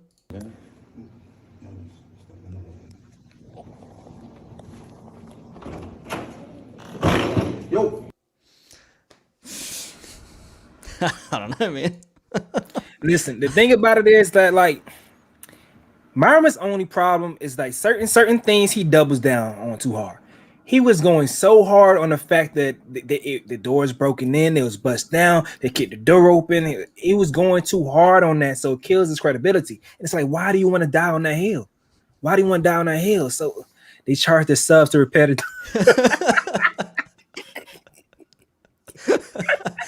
Like, I think what I can't pronounce this, man. My bad. I'm going to say Aquite Nole says, lol, only problem. Look, what he did, I don't think what Ayindei did was right, man. He like literally walked in with the door. Like, is that trespassing? Like I said, man, it's not break and enter. The door was not locked. You can tell the door was not locked. It just like smooth open. And the bang that they heard was the door hitting against the wall. It wasn't him breaking the door open, man. It wasn't the door being broken in there. And they went on the whole thing like, oh, Abba and Preach sent Ayindei here, and Ayindei broke our door and scaring all the girls. And I don't doubt the girls were scared, man. You got like a big dude there rocking jorts and Tims, and he's sitting there and he's like, come outside, man, come outside. It's like, I'd be sitting there thinking like, okay, there's some actual beef here. Like, do I want to be a part of this? Do I not want to be a part? This has nothing to do with me. And of course, you get your cameras out. You got to record the situation. And all people saw was Myron and Fresh's point of view up until the other day. And you could see there was a guy behind recording him. And you got to record both parts of the story. What he did was not right, man. He shouldn't be walking in, not breaking and entering, but shouldn't be just trespassing on someone else's property without inviting him in. Like, what he did was wrong. And according to castle law, state doctrine or something in Florida, you can get shot by walking into someone else's place. You know the situation better than I do, obviously being from Miami and Florida. Like, what's your take on this, man? It's a stand your ground. It's a stand your ground state. So if you come in somebody's home, they can't shoot you. They can't shoot you. They can't, especially if you come to hurt them or rob them, whatever like that. They can't do that to you. So it's a crazy situation. But I agree, he wasn't right. It should not have escalated to that point. I don't think the situation was that deep. Maybe it may have got Ayindei more upset, or he's seen this as a perfect opportunity to like, nah, I'm going to get these things off my chest. But and also the subscribers that released the information, they were kind of like instigating as well. So they got some real enemies out here. FreshandFit has some enemies. Yeah, badly, man. Especially after what they said, about Preach and the Haitian community down there. Like, I've been to Little Haiti, man. That place is nice. That place is nice, man. Shout out to all the Haitians in Miami, man. That place is nice.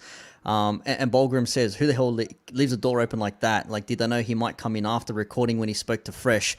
Well, the story was he knows the doorman downstairs because he's obviously always there. There's no reason not to trust him. The doorman doesn't know why he hasn't been there forever. Like, he's just the door guy. So doesn't even notice. Exactly. He would have walked in normally and just gone up the door. And he said it himself. He goes, I knew that door would be unlocked because he never locks it. Why would you not lock your home, man? You've got tens, if not hundreds of thousands of dollars worth of equipment in that living space, and you're leaving your door open. At first, people were saying this is not, it's stage, and then the boys themselves like, this is not stage. Why is he here? Why is he coming into our property? What the hell does he think he's doing? This makes it look even more suspect. Why leave the door open? It does make it look staged. I just don't understand. The only thing that made me think that it was not staged was that when Ayindei and Large released the information that was about Kevin Samuels. That's the only thing that made me think, oh, it may not be staged, because I wouldn't want that to come out. That shouldn't come out if it was just staged. It'd have been much more childish beef and stuff that possibly can be resolved if you see these guys with each other in the future. That was like, yeah. All right, what's up? Well, so KZN, Castle Doctrine does not apply when he's telling you to come on in and it will be your last. That was what I was going to ask you, because when he opens the door, he takes a couple of steps in and he's like at the doorstep, just like maybe like a foot in, and he's saying come outside, and then Myron's like, nah, come on in, man, come on in, and it'll be your last. Like, is he technically threatening Myron by walking in uninvited?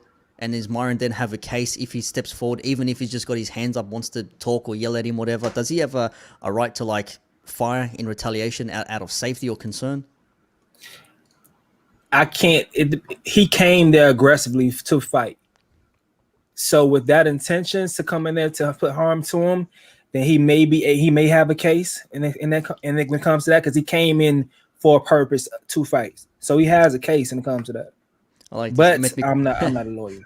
Yeah, neither am I. Frank Castle Doctrine. Yeah, the Frank Castle Doctrine. I like that. That's a good comment. Yeah, like of course says like he can shoot him if he enters. Like that's the thing, man. That's what it is. What it says here. Kamara says my uncle is captain of the Broward County Sheriff's Department. He said it's equal force, not guns against fist. Or not, if you're not coming at someone. It was very much not a clean yes. So there's a bit of contention there. Yeah. Riker says as well, then I see my boy in Mexico City. If Myron called the police, he would have been arrested. So apparently Allendei's in Mexico City right now. And that's another thing as well. Like, yeah, we called the cops. CSI was here. What did fucking what's his name? What Brian Caruso come in and make some shit pun and put his glasses on, and you have like screaming in the background or some shit like CSI Miami rocked up to that door. Come on, man. Like going on, man. He goes, police came, we sorted all that out. It's like, bro, if cops came and that was all sorted, he would not be on other people's channels talking about what happened. You know what I mean? I would imagine like they would have taken him straight away and started questioning him. He's got his own receipts. Myron had his version of receipts. Who's got the correct ones? Who's got the counterfeit ones? Look, I didn't agree with what Ayindei did. I think it was dumb. I think he acknowledges it. He goes, it was stupid what I did. I acted alone. I didn't act on anyone's behalf. I did all this myself. Now we're seeing like the repercussions from that. But when you see this video come out of him just casually opening the door and yelling, yeah, he didn't do it. He doesn't make himself look any better. But at the same time, there was no busted door, man. There was no busted door. Says Myron was right to grab his gun. Can't go into grandma's house and not expect that. Yeah, I agree. What he did was stupid, man. What he did was absolutely stupid, man. You don't do that shit. You just don't do that. There's another thing here. What's it here? Gamecore says Myron was scared that's why they went to buy a gun, because they were also scared of Preach too. See, Myron always had a gun, I'm sure.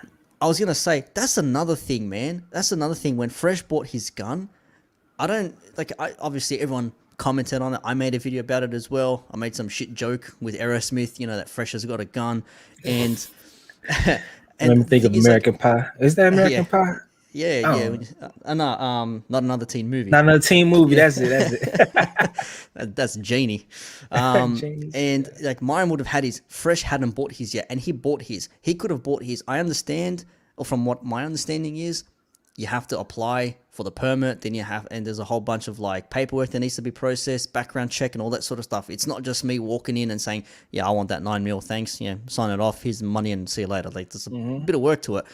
So the timing of that was just wrong in that instance. It just looked bad from the get-go, because 2 days ago, or maybe a day ago, you asked someone to fight, you called them out, let's box, and I'll take on both you, and all that sort of stuff.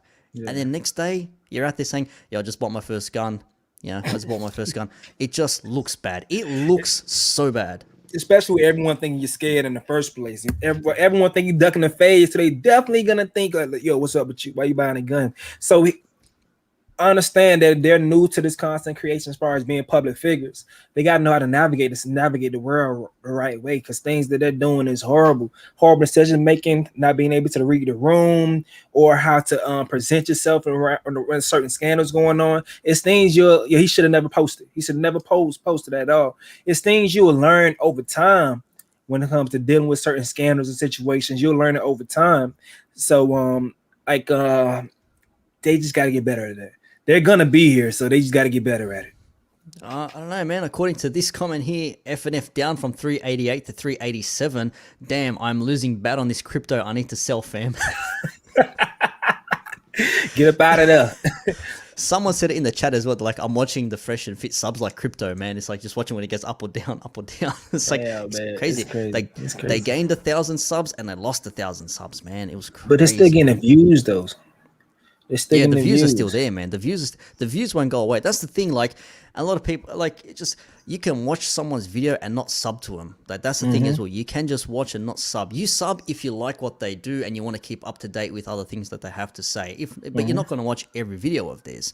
But they're still getting the views. And when this break-in happened, when they said we're going to announce, do a Q&A, even that Q&A was half of it was just like, asking them questions about what Myron's former career. It's like, why? We're not here to talk about that, man. We're here to talk about what the situation is. Some of those questions were just not right, and we've seen that the Q&A and all that happening after, and that's where they got their views, man. They had 30,000 people watching live at it's the biggest live stream that they've ever had in a single evening. That is crazy. Like they say, there's no such thing as bad publicity. That's probably true, man, because you can see that that's out there. It's crazy. Yeah. It's crazy. Yeah. It's Riker says here again, Q&A where people pay you to clear your name. What nonsense. the amount of the super chats that kept coming in, and if you're late to the stream, Abba and Preach just went live. Oh, really? Where's this on, man? Is this okay? Is this on the YouTube? Let me put up the YouTube. Must be.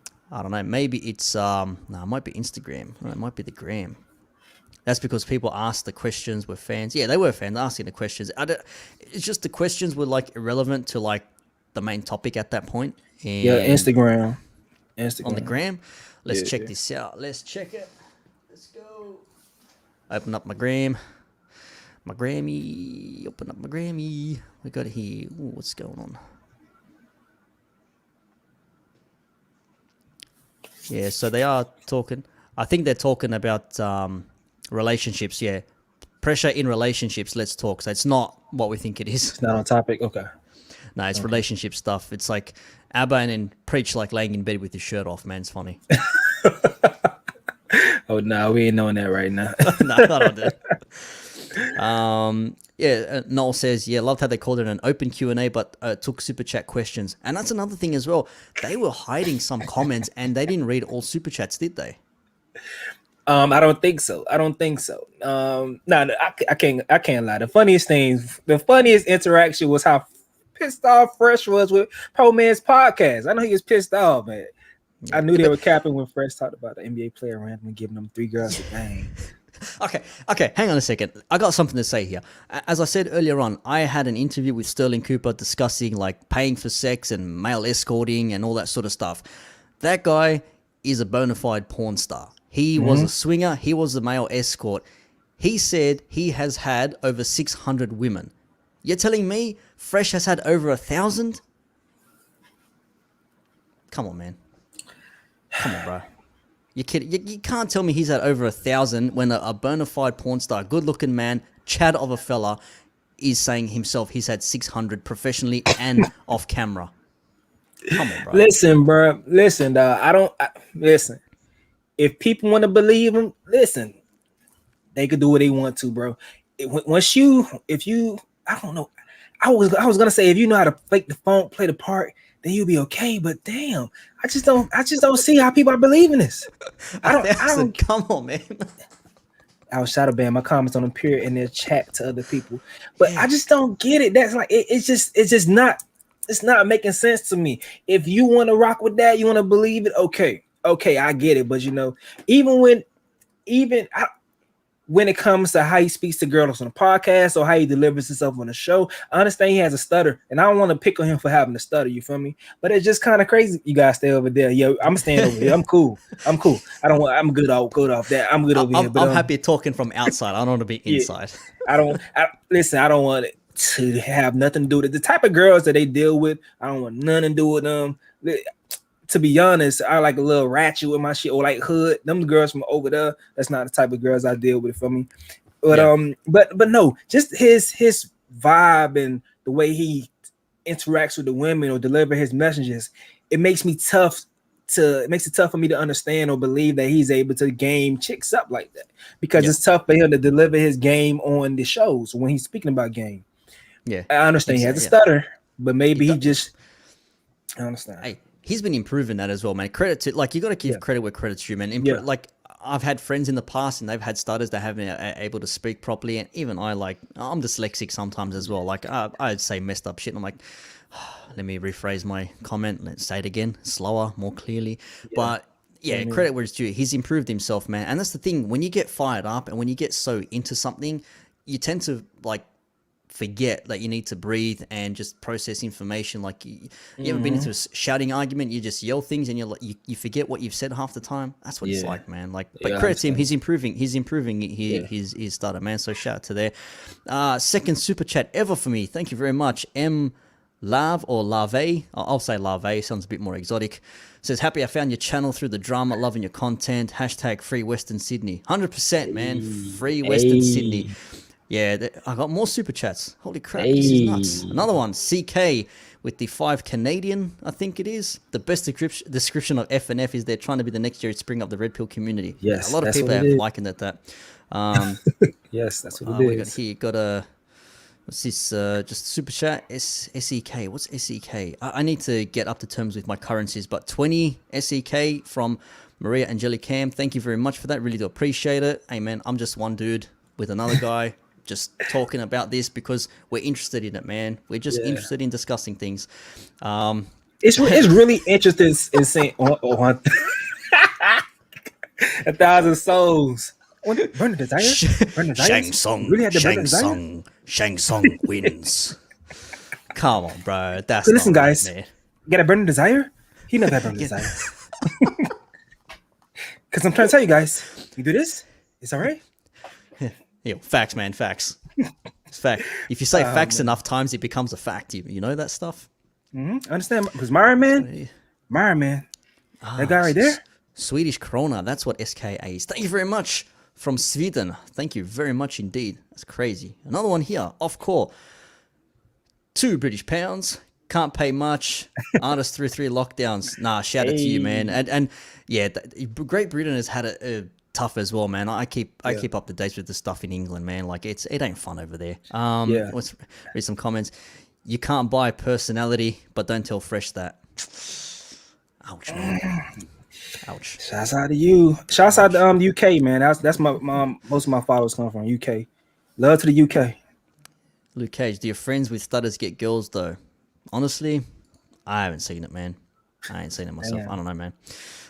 Shout his Starvin Marvin. Click Dirk says it's also cap when FNF said Rollo saw them in action, but Rollo can't even get into Miami clubs. Yeah, that's the thing. Like, why the hell would Rollo see them in action? Like, what's Rollo got to do with them? The guy's been married for 25 years. He's got like an adult daughter and stuff. That guy doesn't need to be in nightclubs. The guy does music on the side and all that sort of shit. What the hell business does he have in Miami in nightclubs? I don't understand, man. I don't get it. No doubt. Creppers134 says, go on current live 15-40 minutes and watch till 17:40 on FNF podcast. They were asked the question about the busted door. Yeah, I think they just completely just disregarded it. I don't think they actually paid attention, or they just let it go. I don't know, man. It's weird. Another thing as well from all this, Abba and Preach, they came back with another video as we sort of come to an end of all this. And again, when Ayindei did his break-in, busting the doors, he was saying like, yo, Abba, Preach, look, they're nothing, whatever he was saying. And they took it as, oh, Abba and Preach sent ya. Abba and Preach sent them there. And it's like, no, it didn't send us here, man. That's not exactly how it goes. So the whole thing was with him is that he acted alone, and then they got in on the situation, and then Walter Fresh not responding to Preach's messages, which he showed on screen. And then when you have business associates chasing you, they're coming after you that they haven't been paid, or they're owing money or something, and they're going to claim that they're looking for clout, or they're just looking to capitalize on all this. Like, I don't know, man. Like, what's your take on that whole thing there? Because they've been on a few podcasts, No Jumper. They were on Enjoy as well, and you know, they asked them like, where does this go? And they're just like, I don't know, man. Like, we're not doing this. Like, other people are doing it. Like you and me, we're the ones talking about this. They're not talking about it, so they're just kicking back. They can kick back, but I think they Preach still want that fight. Preach still want that fight, and they did say that they weren't responding. Fresh said that they were waiting for them to message them for the fight. And Preach like, no, I've been messaging you, and also he showed a screenshot of the messages and everything. So Preach still wants to fight. It may come to that point. We don't know. Do I think it's relevant? Do they need to fight? That's on Preach. That's if he thinks so. Do I think so? I don't think so. I think they just move on from this point. To be honest, maybe I think, but by next week, this thing should be all done. Set. Everything should be what it be. But I think they really do want to bury him. I don't think they'll ever do a collaboration again in the future. I think that's done. I think everything else is buried between them two ever working together. I think that's done. Yeah, it's pretty crazy, man. I think what was it here? Just scrolling up here. Where did I see it here?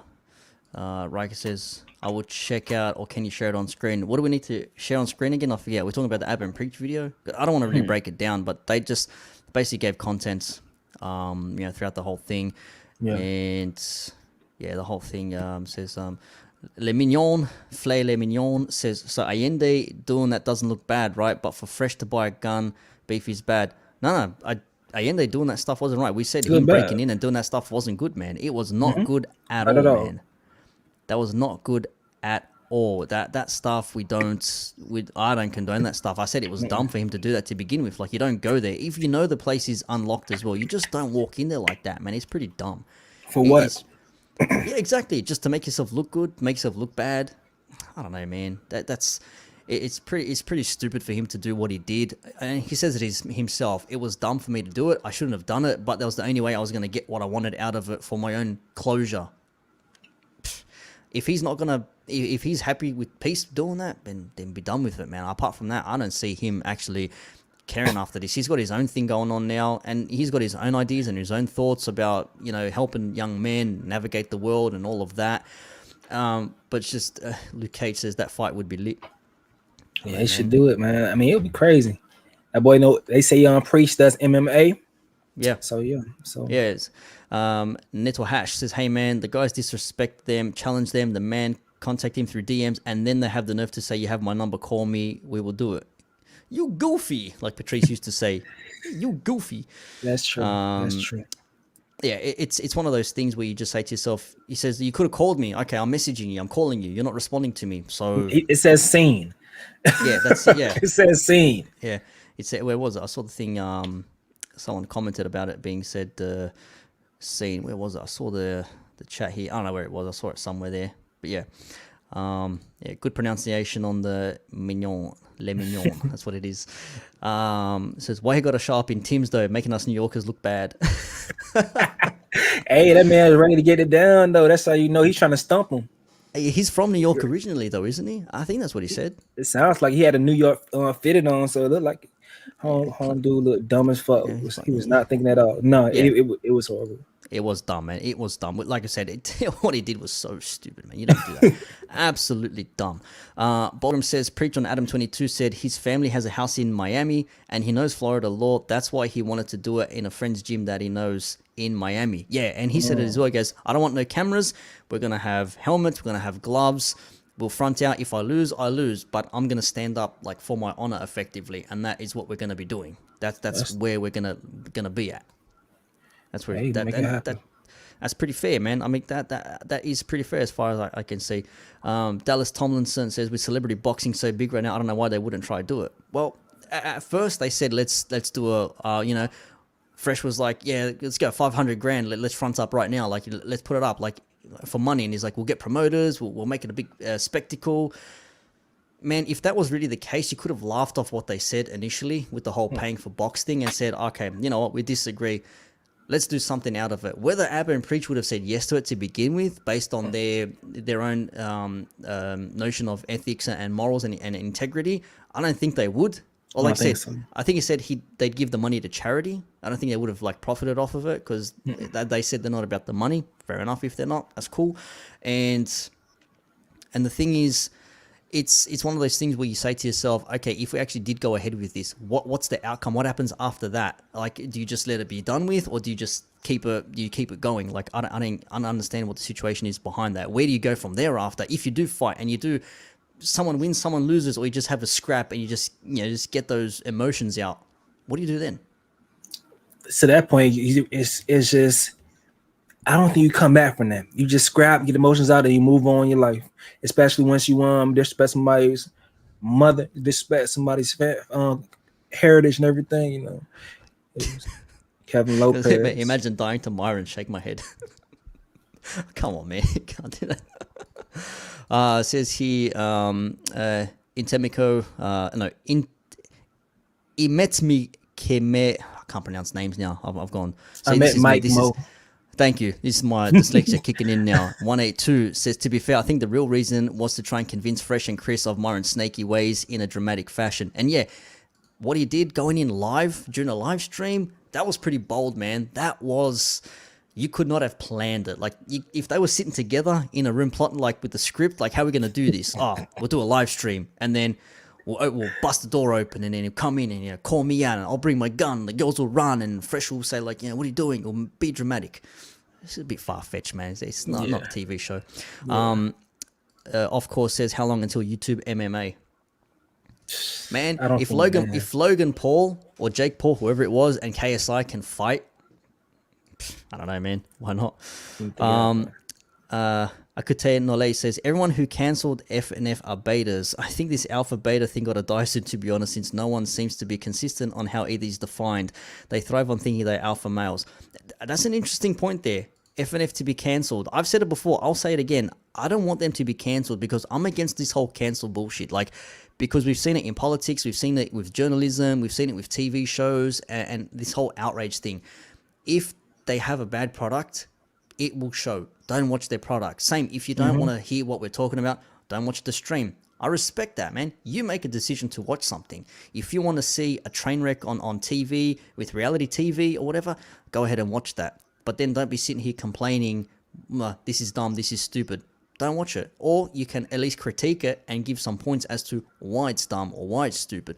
So in saying that, to cancel them, I don't want to see them cancelled. Let them do their thing. The people that want to pay attention, they will pay attention, because there are so many channels out there that I'm guessing you see content and you're like, why is this even out there? I see it as well, but I'm like, you know what? Let them do their thing. It doesn't concern me. Yeah, you can't cancel nobody really, especially it's tough to cancel YouTubers unless they just give up.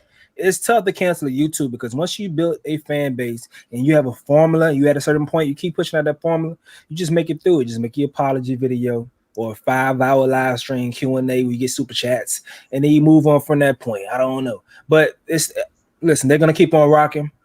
My thing, like I said before, I just hope they make the changes to be able to live their words, so the fellas that watch their material can know, listen, this is the right way to move. This is the right way to move. Yeah, shout out to Scopola. Awesome to see this collab. Yeah, man. Yo, Stace hit me up. He's like, man, we got a collab, so let's do it, man. Let's discuss. I had people messaging like, what's your take on this? What's your take on this? I'm like, chill. I can't be doing like video after video nonstop. Sometimes it's easier to just do a live stream and just get it out and raw in the open, man. That's what I like about this. You're thinking on the fly. £4.20. Thank you, Governor. From Loki. Hey. Respect for shouting out the UK crew. Yeah, love to the UK. Shout out to KSI out there. Shout out to Chunks, Big Chunks, Harry Panero. Shout out to the OGs. This is technically your land. Yeah, the convicts came here from the UK, so, and that's how we're living at the moment in Australia, man. Like convicts, chained to the homes. So that's what happened there. What else we got here? Regal says, at me, I love seeing your growth for your info. Thank you very much. Appreciate it. Like I said, I'm just some poor dude struck gold magically somehow, and now all of a sudden people want to hear me speak. I don't know if it's the accent. I don't know if they want to hear me say shrimp on the barbie or Foster's. We don't drink Foster's, by the way. Please don't reference Foster's when you see an Australian. No one drinks that. It's disgusting. No one drinks it, man. It is disgusting. I've got a question here from Le Mignon. Says, so asking both of you guys a question on this whole beef. Where were you standing? Because it actually sounds like even after the apologies, people still want him to go down. I think I just basically said, like, if I don't want to watch it, I won't watch it. You know, I'll put that question up. If I don't want, I won't watch it. I don't want to see them go completely down. Let them do their thing, because good ideas will outweigh bad ideas. Like, if there's something good and you can gain some good information out of it, it will show. If it's bad, it won't go anywhere. No one will pay attention to it. It'll be critiqued. And you'll just see it like just go into like a oblivion. It'll become obscure. So I don't want to see them cancelled. And as I said from the start, I came at this as a fan of both of them, because I was listening to that show when they went live and they started grilling Ab and Preach and Preacher's wife and all that sort of stuff. And the girls were like, yeah, they had to take their sips of water, sip their tea. Awkward, man. It's like they're probably thinking like, man, is this what we're like when we're bitching about other girls and shit? Like, yeah, pretty much. Man, I don't want to see nobody get canceled as well. I want them to grow. As I said before in the previous video, I want them to grow from that point, because no matter what, once again, they are going to watch. So I just want them to be as credible as possible. This is an opportunity for growth and to move better. Thank God it's happened early in their career. So moving forward, they could be on point and make the right decision moving forward. They're going to be here because they understand how to produce content. And they made an investment. Everything is polished on them. Do I have to watch it? I don't have to watch it. And so what? I'm just one damn person. And maybe I can influence people to not watch it, but I don't even care for that. I would just say, listen, if you got to watch what you support or watch what you reinforce. You don't want to reinforce negative behavior and stuff like that. You got to be able to hold them accountable and stay strongly, firmly. The way you're moving is not the right way. If you are a viewer and you're going to continue rocking with them and you want to be a loyal viewer, you got to let them know, listen, if you're moving this way, we don't respect that you're moving this way. If you want us to keep rocking with you, you got to change things up, because people are really living and dying. We're not living and dying, but people are so strong on your word to be a person like 360 Blessings that I rock out for you no matter what. Who gonna see it? They rocking out for you. So these people are hanging on everything you say, and if they think it's gonna change their life, and if you are not moving in a way that you say that you should move, it may throw them off a little bit. It's like your favorite. It's like finding out goddamn Santa Claus fake. Yeah. Well, it's a question here from Munya Danyari. It says the fact that they live another life, which is what you said just then, not going by what they do, says compared to their teachings is what's rubbed me the wrong way. That's what it is for me, man. Like I said, that's what it is for me. I don't deny they have good content. They do have some good things. They had a good breakdown regarding sexual assault claims and rape culture and things like that. That was only like 2-3 weeks ago. And that stuff is important for men, because in this day and age when anyone can just go anywhere and someone can just like approach a lady and touch her on the shoulder just to grab her attention, even though you probably shouldn't, but it's in the most innocent way.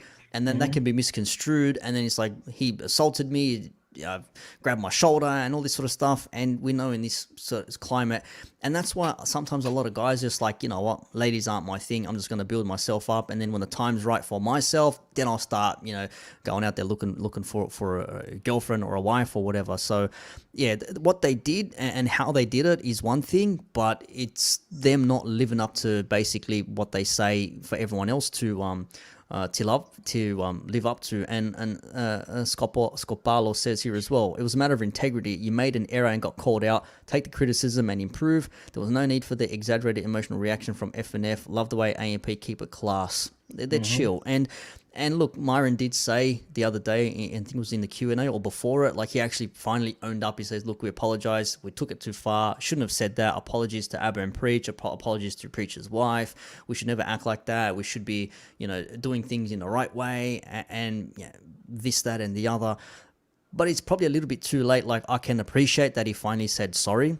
But if he just said that to begin with, or if he didn't react in that way, that would have made a whole lot of difference, man.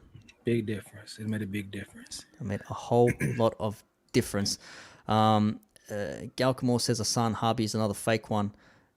Is that isn't that Hassan Piker? Isn't that like Young Turks Hassan? Didn't he like buy like a $3 million house, even though like he preaches like socialism or something? That shit's funny, man. That shit is funny. Let's read some comments here. Castlemania 40. We're going all the way to 40? Where's 1? We need Castlemania 1. Okay, so of course there's PewDiePie, Anisian, Leafy. They didn't get cancelled. FNF will be fine.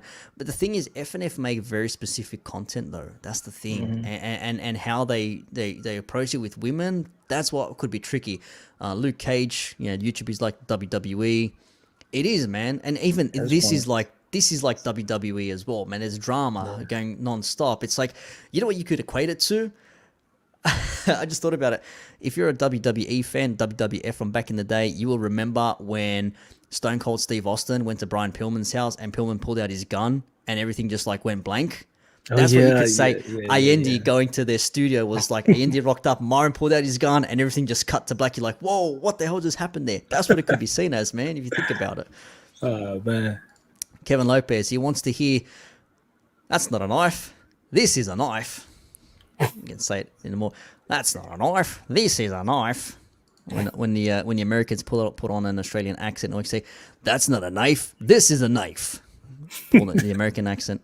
They did apologize. They did, but again, like for you, the apology that they did, do you think that was a little bit too late, or do you give them some credit for that? It was too late because the damage was not only was the damage done, it's the first apology was kind of foul because they emphasized we apologize to our supporters. The our supporters was like in capital letters.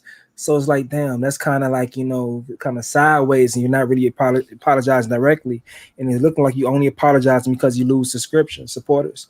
And then after a while, you know, when things keep getting crazy, keep losing subscribers, then you got to actually address them again. It kind of feel funny and I like, but listen, them boys still trying to figure that out.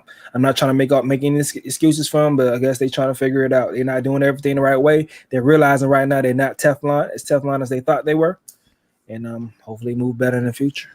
Yeah, Akute says as well, I think everyone can go back or can back the idea that we want people to grow, which I agree.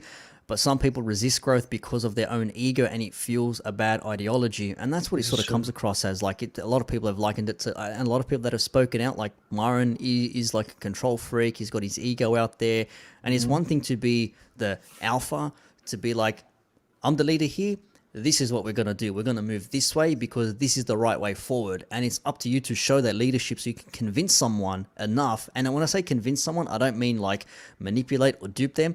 but at least show them that you can be this person who is able to lead this team. And when you're just like yelling at people and not acknowledging certain points, it's like he always has to be right in some aspect. When a female comes back with the counterpoint, and he'll just say like, okay, cool, and we'll just move on to the next thing. Like, I don't know, man. That's how I just perceive that situation. He makes a good point. Dallas says F&F should have just turned full heel. They got more views from this beef than ever would have known if they're all about the dollars. It's walking out full heel, man. It's crazy shit. Absolutely crazy. A lot of people commenting on the apology. Someone says, shout out to Jessica X. I don't know what that's about there. That's a lady that makes some red pill content. Oh, okay, fair enough. Cool. Shout out to Jessica X. She's from the UK. Like this. Says Gamecore says, but should YouTubers like yourself should be keep you with them and keep exposing the nonsense to save the more gullible people?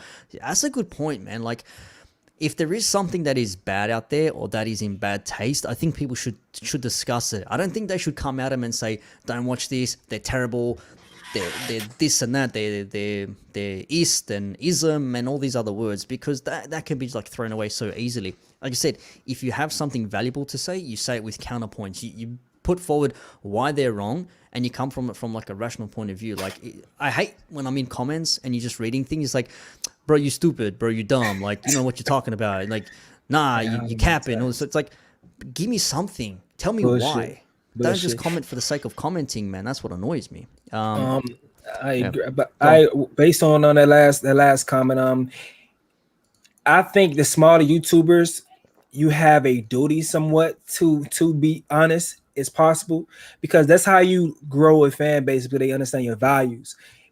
So in YouTube, if you are covering certain situations and if you see something going on, it's best on you to be like, all right, this is how I think about this, so your fan base understand your values and your morals and know how to route, and they get a good idea from the way you're gonna react to certain situations. Like, say for instance, YouTube and mediocre tutorials and reviews. He hasn't covered this situation at all except for one video after the break-in, and he's made it very clear on that video, like, why do you guys even need me to even cover this? Because you know me, you know what I think about this stuff. So you should already know how I feel. And also, the bigger you get, sometimes you got to be careful with the information that you put out, because it also may ruin relationships in the future. And right now, I look at myself as an independent person. It's an independent person. So I'm only loyal to my obligation is only to my viewers, my small subscribers that I do have. And I got to tell the truth to them regardless, because that's all I got. That's all I have. So I am going to do my best to look out for them, because they looking out for me and watching my content. So I got to be as honest as possible, even it may be to detriment of me when it comes to whomever in the future, whomever I may offend. I got to be as honest as possible, because I want people to know where I stand. Yeah, same. Like, again, I come from it from a point of view as a guy who was a fan of the show. I enjoyed the content. I enjoyed the guests that they had on. It was informative to watch, like, even from a different perspective. And there's a comment here. I want to try and find it again so I can pull it up. I got a couple of super chats actually. This is mad. I'm not used to super chats, guys. This is my first time doing a live stream, so I'm an unexpected YouTuber at this point in time. So just bear with me, man. I ain't a seasoned veteran like Stace. Green-eyed, is that green-eyed DL baby? I don't pronounce that name, but it says F&F makes you wonder what kids of these people are being taught. And that's what we said at the start of the show. Like, the target demographic are that 18, well, they claim that it's the 18 to 40, 18 to 50-year-olds. But if you're over 30, and that's pushing it, you should be looking at the women on there and thinking like, this show isn't for me. I don't need to be at this point. I'm not at that point. And thanks for the $10, by the way, green-eyed lady. Really do appreciate that. Yeah, you shouldn't be out there looking at that stuff. You are better suited looking to someone who is in or around about the same age as you are, probably late 30s, early 40s, who's gone through this. If you're a person who is thinking about marriage, listen to someone who's gone through the divorce courts and had to build himself back up again, because they'll have an insight for you. If you're looking at building yourself up from a divorce, you will go to someone who has actually had the experience, who actually has the receipts to show that this is what happened to me. I was almost down and out, and I got myself back up again. These are the steps that I took, so you can guide. Like, don't do exactly what I did, but here's a guide for you. This is what, do it in your own terms, and do it how you see best. That's another thing I don't understand from some people. It's like the difference of ages is dependent on what they want to see. And let's give props here.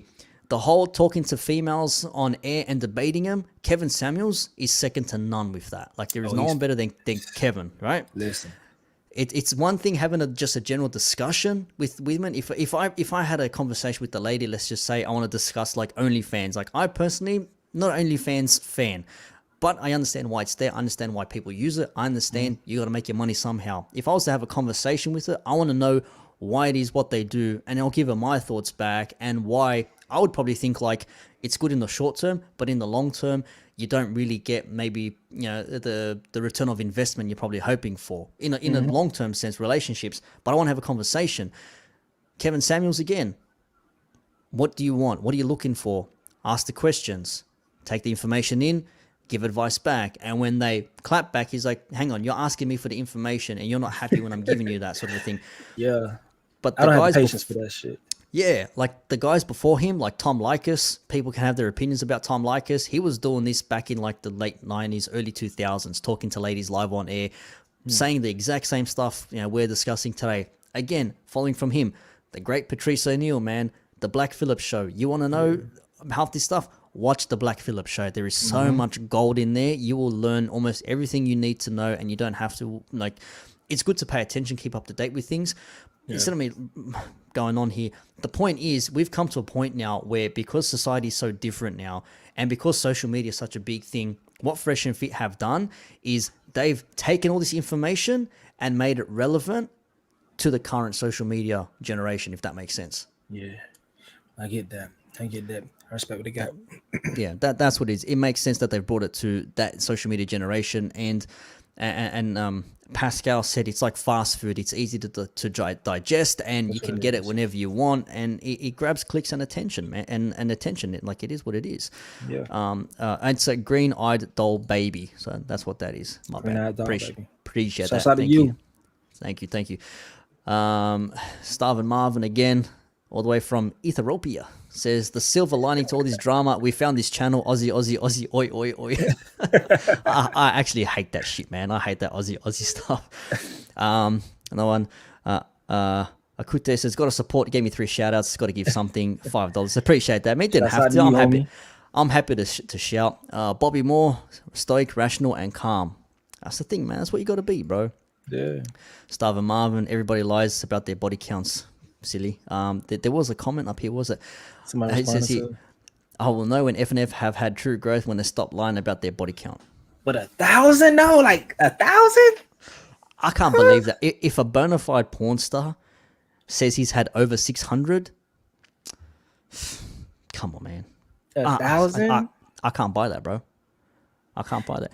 And the thing about it is when the way they double down on certain things that they double down on, when you don't have to lie about it, the way they double down on the door, it makes them lose credibility to certain other things. Like, why you gotta lie about that? Why you gotta lie about the body count? It's cool.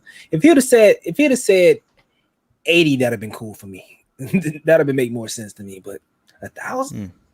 Yeah, that's the thing as well. Like, it's one of those weird things. It's like, like out of all the numbers you could have pulled, like if you said to me, I've had like over 300, I'd be like, okay, I could believe that. Maybe, however, like over 300, it's possible. It's tiresome. Even then, that's a stretch. But 1,000. When do you find time to live life? That's like every shower. That's years of sex, and sometimes you got every chick you have sex with more than one time. Like, when do you find time to actually live and do things? That's too much. That don't make any sense. I don't know how you become high value having that many damn sex partners. But of course, says they could have had a body count if you use basic math. 24 hours a day, love making lasting 2 minutes. Listen, hey man, I don't see. He has over 1,000. Reich says he has over 1,000. Yes. And these women take so much time, and that's what Sterling Cooper said when I had the interview. Man, he goes, you could spend so much time on these women. You can spend like a few hours, money here and there, just to have a chance to get them in bed. Like, where do you find the time for all that stuff? Imagine running game on over 1,000 women. Yeah, a lot. That's a lot of lot. game. It is a lot of game. Precious game. Over A lot. 1,000 women. You do the math. That boy good. That's all I can say. That boy good. If he did it, he good. He a goat. We've got one more comment here, but it says, Raider Purge says to Akite, girls been telling me if you're FNF supporter now it's a turn off. Does that put FNF fans at a disadvantage? That's a good point, I mean, man. they say that about Kevin Samuels girls. Kevin Yeah. Samuels fans. So it is what But it he is, still man. gets the views. He still Girls gets can the say, views, though. women say whatever. Even though, women say whatever. Men say whatever, but women, it's all about you. They can say what they want to. It is what it is, man. Yeah, exactly. It is what it is. They be saying they don't mess with broke dudes, but still be getting pregnant by broke dudes. Exactly. 9,000. It's over 9,000. That's brilliant. 9,000 souls. Damn. Right. If he has over 1,000 with the 5 to 10% hit rate, that means they approach between 1,000 women and 50,000 approaches.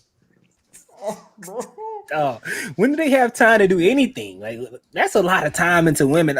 Listen, I love women. I love ladies, but damn, I gotta play me a little 2K. Play me a little games in my 20s growing up. I don't have that much time. 1,000.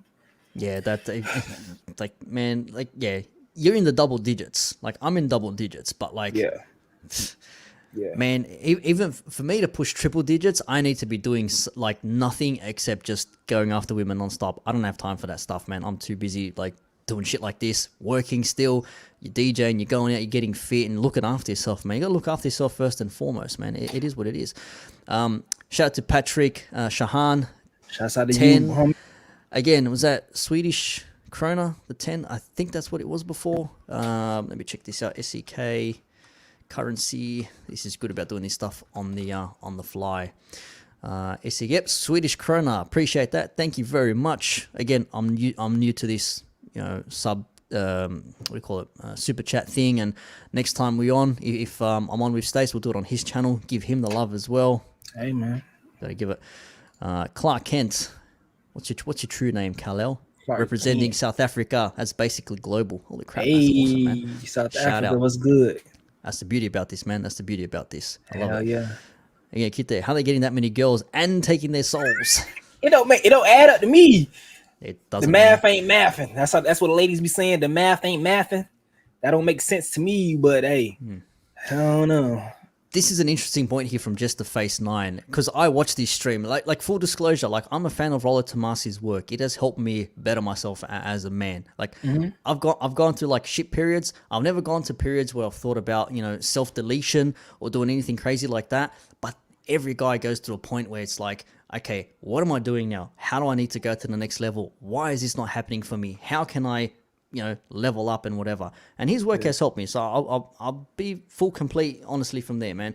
But Just the Face says, at which point does it become so harassing for Rollo and MLD, which is modern life dating, that they feel the need to distance themselves from FNF? I don't know, man, because they did a companion stream when Myron and Fresh were giving their the break-in video. They were talking. I was watching theirs when they were discussing it, and they were basically just saying like, yeah, cool, they've done what they've done, good on them. They're saving face. And MLD had a live video as well where he said how Fresh and Fit won the smear game. I don't think it was a smear game. I think people just saw things in Fresh and Fit based on the information that came out, and everyone just started thinking like, hang on a second, they're saying one thing but doing something else. It's the classic example of, I'm not saying that they are, but it's what I can equivocate it to. Someone living like a fake lifestyle. Like all these social media influencers, when they go out and hire jets and take photos, they hire a mansion or they hire out an Airbnb and take a whole bunch of photos with like their best clothing, and then they make it like they live there and that sort of thing. That's what you could equivocate it to. I'm not saying that they don't have success. They definitely do.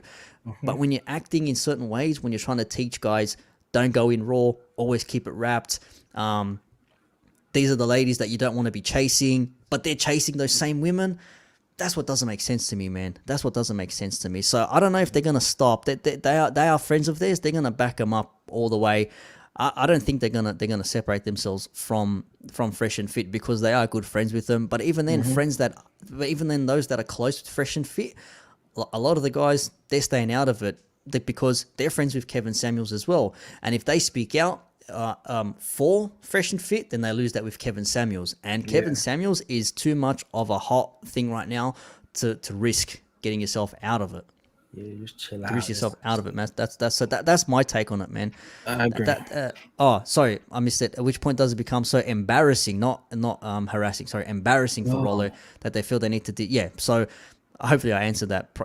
It doesn't look good for him, man. But they can do what they do, and that video, because Rollo released a video on the Rational Mail where he said talking about like saying sorry and all that sort of thing, and it was ratioed like 50-50 almost. And I'm like, I've never seen a Rollo Tomassi video ratioed before, so that says something to me.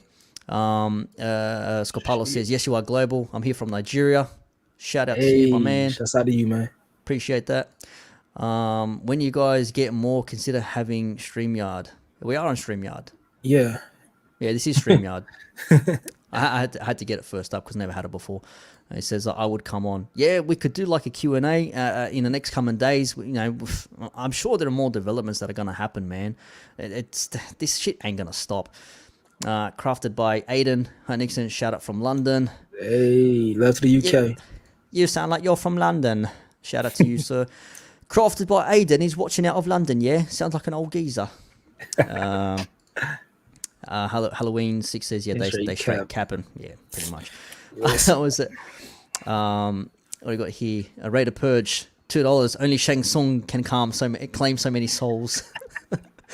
CK, bonjour man. From Montreal. Appreciate that, man. This is wild for me. This is absolutely this is crazy, man. I'm new to this thing. This is absolutely nuts. I appreciate it, man. This is humbling, man. I never thought I'd get people watching me like talking about anything really, but this is awesome, man. This is crazy. Hey, man. Fresh Seas lady, get over here. that's not Shang Tsung, but it is Mortal Kombat, man. Oh man. It is Mortal Kombat. I will give it that. That is funny, man. That is funny.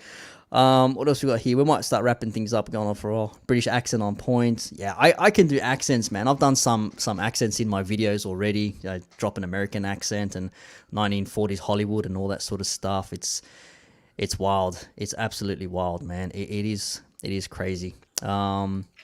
Edeline Barreau Lindo says, CK Allo from Montreal too. Shout out to the Montreal folk up there. And then comes Fresh and Fit. I don't know that's in relation to. I put the wrong one on there. F&F situation is like the gift that keeps on giving. Yeah. They're still doing their thing. They're going to keep doing their thing, man. Until like absolutely drops. Of course, I need a Discord.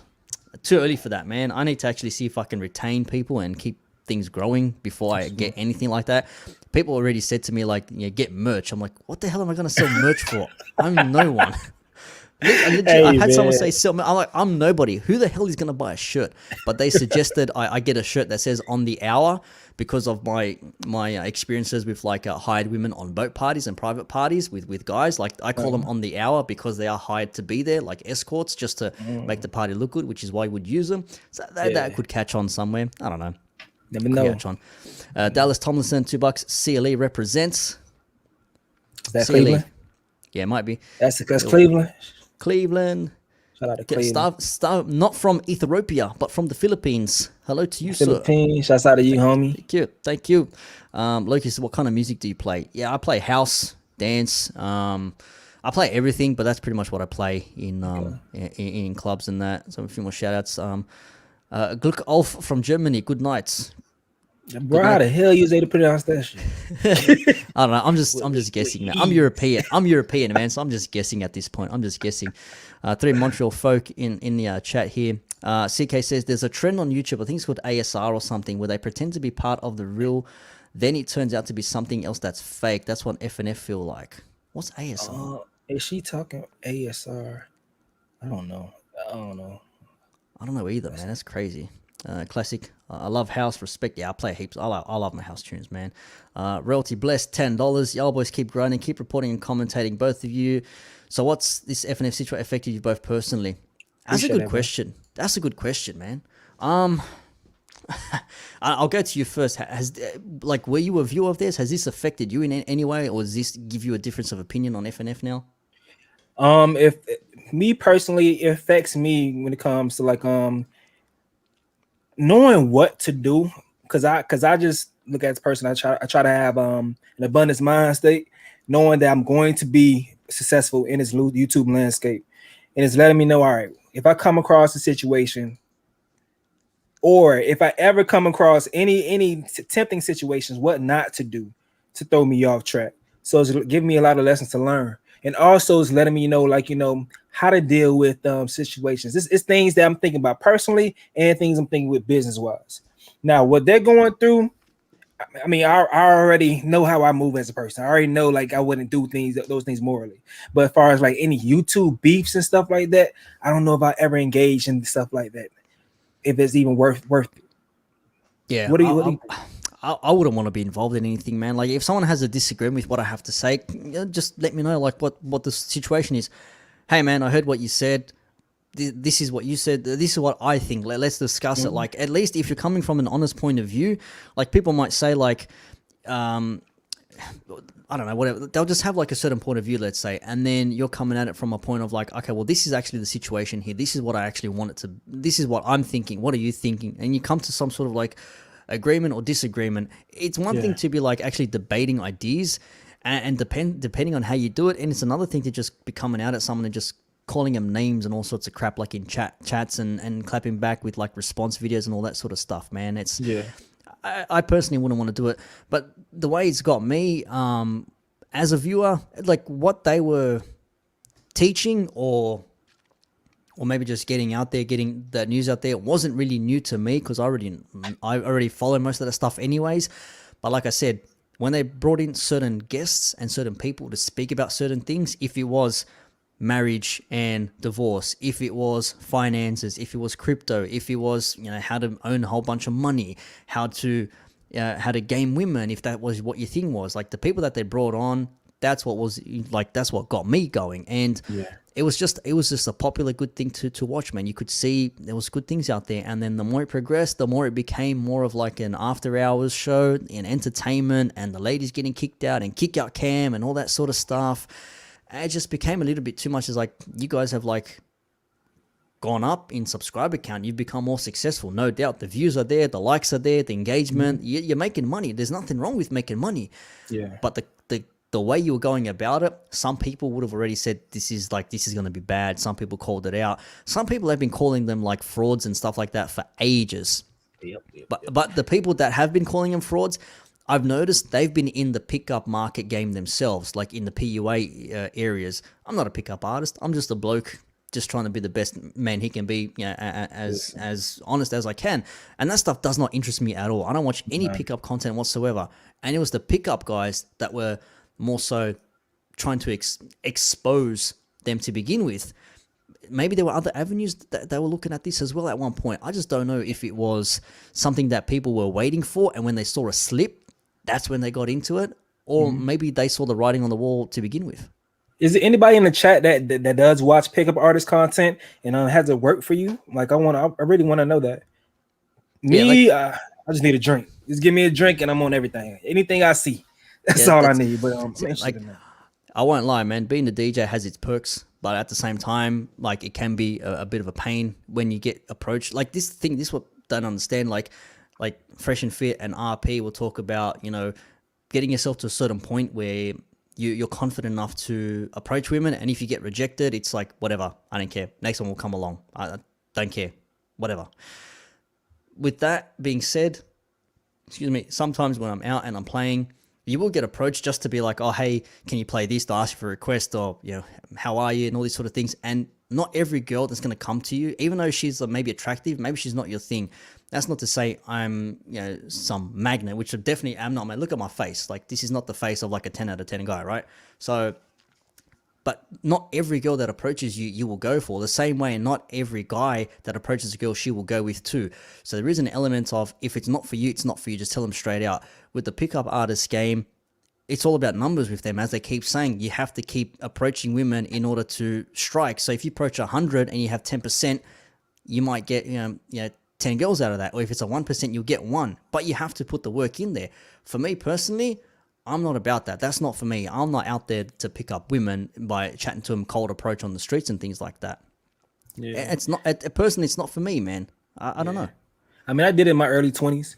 I used to go to island parties all the time, and I used to always be always trying to hop on. Oh, got an answer. I used to always I used to be pretty successful, but I didn't have no science behind it. It was just she looked cute. I'm gonna talk to her. She looks cute. I'm gonna talk to her. Is she like me? And all right, let me just keep going down the line. Maybe I talk to a friend. I don't know.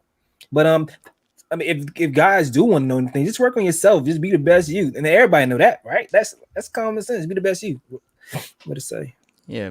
So there's one here says it's okay to be wrong, but it's not okay to be fake. Yeah, True. Appreciate that. Yeah, I'd probably say that. Like if I'm wrong, I put my hand up. I say, yeah, I got that wrong. Like if someone says you said this on the live stream, but you said this in the video, yeah. And I got that wrong because that was the information that was there to begin with. If you double down and say, nah, I'm adamant this is the situation when clearly it isn't, that's when you're in a position to be humble and say, man, you were wrong on that. Just take it. Like it's okay to be wrong. Just own up to it. That's you can own up to it, man. It's not a problem there. Yeah. Game more F and F to what Derek Jackson is to women. Oh, snap. That's hard. That's tough. That was another thing as well. Derek Jackson. Oh, that was a big thing, man. That was a big thing. A lot of people had ideas about Derek, but no one actually believed it until that shit came through, man. You can tell he was faking the funk a little bit. Yeah, Don Mob says POA is completely subjective, doesn't work for everybody. This is the thing though. Like I know we've deviated a lot. We'll wrap it up soon. We're almost on 2.5 hours. Shit, that's gone quick. Like right. But like the pickup artistry and that sort of thing, it is for a very specific type of person here, and it ain't for everyone. And you have to be comfortable approaching people out of the blue, just having to chat with them. I'm not, man. Sometimes I get social anxiety. Like even when I'm out DJing or working in clubs, I like keep myself distant. I stay in the back. I don't socialize with people just because sometimes I don't like being approached by people. Just as a quick hello, how are you? I just keep my distance. So I would not survive in that industry, man. There is no way I would survive going out there talking to a whole bunch of ladies nonstop. Starving Marvin again. I watch POAs for laughs. Haven't seen a real one though. The market is filled with frauds. It's crazy, man. It's crazy. I don't get it. I don't know. That's what I really wanted to understand because I've never seen that type of content. And when I see certain things, it's kind of weird to me. Or I seen one little recap of them talking about even how to pick up girls from different dating websites and stuff. It's like it's so crazy to me. If she like you, I don't know. I don't know. I just think if you see a girl that's cute, just go talk to her. If she don't like you, she don't like you, man. It is what it is. That's a good point, man. Luke Cage is at you. He says, I played Super Seducer and it's relaxing. Hey, man. Nothing wrong with that, man. Riker again says, what works for me is simply being in demand, especially by men. Yeah, that's the thing, man. If you're in demand, that's that. But this is what like RP is meant to teach you, like how to be in control of your life, how to be that person that ladies want to be with. So you don't have to go into their DMs and leverage. I've got a mansion and a house. Come over, and we'll get it on. It's like they're meant to come to you because it's you. Yeah, you don't have to. I forget who said it. In the whole concept of like that, burning desire and all that jazz and all that talk, like if you have to convince a girl that they should sleep with you, you've lost already. But you just don't do it. You should not have to convince them. They should want to, and that's where that desire comes from. Do you pay with your status? Do you pay with your time? Do you pay with your car? Do you pay with your mansion or your apartment or whatever? You pay with something, man. Doesn't have to be money. It is always something. You're giving something in exchange. I'm giving up my time so you can be with me, and then maybe you like me enough where we're going to get together and we do end up going to the bedroom. Like if it works, man. You got to be that person. Kazushini says, I don't listen to pickup artists because that's not me. I let my personality talk for me. If I fail, happens often. I fail, I dust myself. That's that abundance mindset, man. Yeah. Gotta have that abundance mindset, man. You gotta have that abundance mindset. Yeah, you gotta know what is going on. That's how you gotta be, bro. Scopalo says, unfortunately, you can't teach confidence, but you can inspire it. The pickup game needs confidence and resilience as a mandatory baseline. Yeah, you gotta be confident and keep going, man. You can't let yourself be put down. Like my friend, that guy will talk to anyone You just tell him, like, go talk to them, corner dramas. He will come up with a line or an introduction or something to any girl, and he will just strike a conversation. If she gets waved away, he gets waved away. But that guy just does not care. He has no F's to give, man. No F's to give at all. He just goes in for it. I've got a couple. Oh, super chats. Holy crap. Royalty blessed again. $10. Thank you, man. I really do appreciate that. Says the game has been turned into a commodity, and that's is desperation and insecurity is what FNF have cashed on. There is a demand for learning game, but it just ain't buying. I hear that, man. Everything out there is out for free, man. We all know this. Become the best version of yourself and put that bitch on the market. That's all you got to do, bro. Become the best version of yourself. Another one here. Bastroman says, I'm from New York. How I interact with women has changed for the better, but I could never talk to a woman like FNF. I'll watch it again in the high profile content and answer questions like, that's me. That's literally me. That's literally why I would watch and why I probably would consider watching again if a high profile guest comes on to hear what they have to say, man. Luke Cage again. The only thing I learned from pickup artists is what I should not do. Their methods don't work universally. It doesn't, man. It doesn't, dog. It doesn't. So listen. The way they go too hard at women, I don't get that shit, bro. I like women. Back on what a person said prior to this, as far as the way they go at women, I like women. Even though I don't agree everything they got going on, but if I am having a conversation with women, I'm trying to break it down. So last thing I do want to get into an argument with a chick. I want sauce her up, get in the right mood and see if I can break the ideology to rock with me. You feel me? It's like a little game. Exactly. Like we're better with women than without women. And I think once you get past that point of like, man, all you ladies, like you'll have someone say, man, all you ladies are fake. All you ladies just want like money and material things. And not every woman does. They might operate with the same operating system, but they have a different, casing behind them. Like at the end of the day, they are ladies. But once you understand how they are and why they are that way, it makes things much easier. Like you don't rage and get upset at women when you understand why they do how they do, because you're like, well, that's what you are. I understand, so I can't jump out and react at you in a certain way because that's how you are. I can't change it. The same way with men. You guys are unemotional enough. That's not what we are. We're not going to sit there and cry on your shoulder and give you like a sob story and things like that. We're meant to be the people you come to cry on. Like we will care for you. We do love you, but we show it in a very different way, man. Yeah, when you understand, you made a very strong point. But when you understand female nature, you understand women nature, and stuff just don't bother you that much no more. But you can't get frustrated with trying to get them to understand you. Yeah. Exactly. But that's where the frustration comes. But understanding them is pretty simple. It's pretty simple. To understand women is to understand that you will never understand. That's how I look at it. Some things are just emotional reactions and stuff. And it's like, listen, all right, go through your roller coaster. I'll be here when you're done. I'll be waiting at the bottom when you get off that ride. But that's how I move from that point. But sometimes they're like a Rubik's Cube trying to figure out, how to get to the box. And then once you got it, just keep doing it over and over and over again. Exactly. Another $5. Appreciate that from English Media, Music and Games. Don't have much, but both you gentlemen have great content, social commentary. Salute. Appreciate that, man. Honestly, thank you, homie. Appreciate that, bro.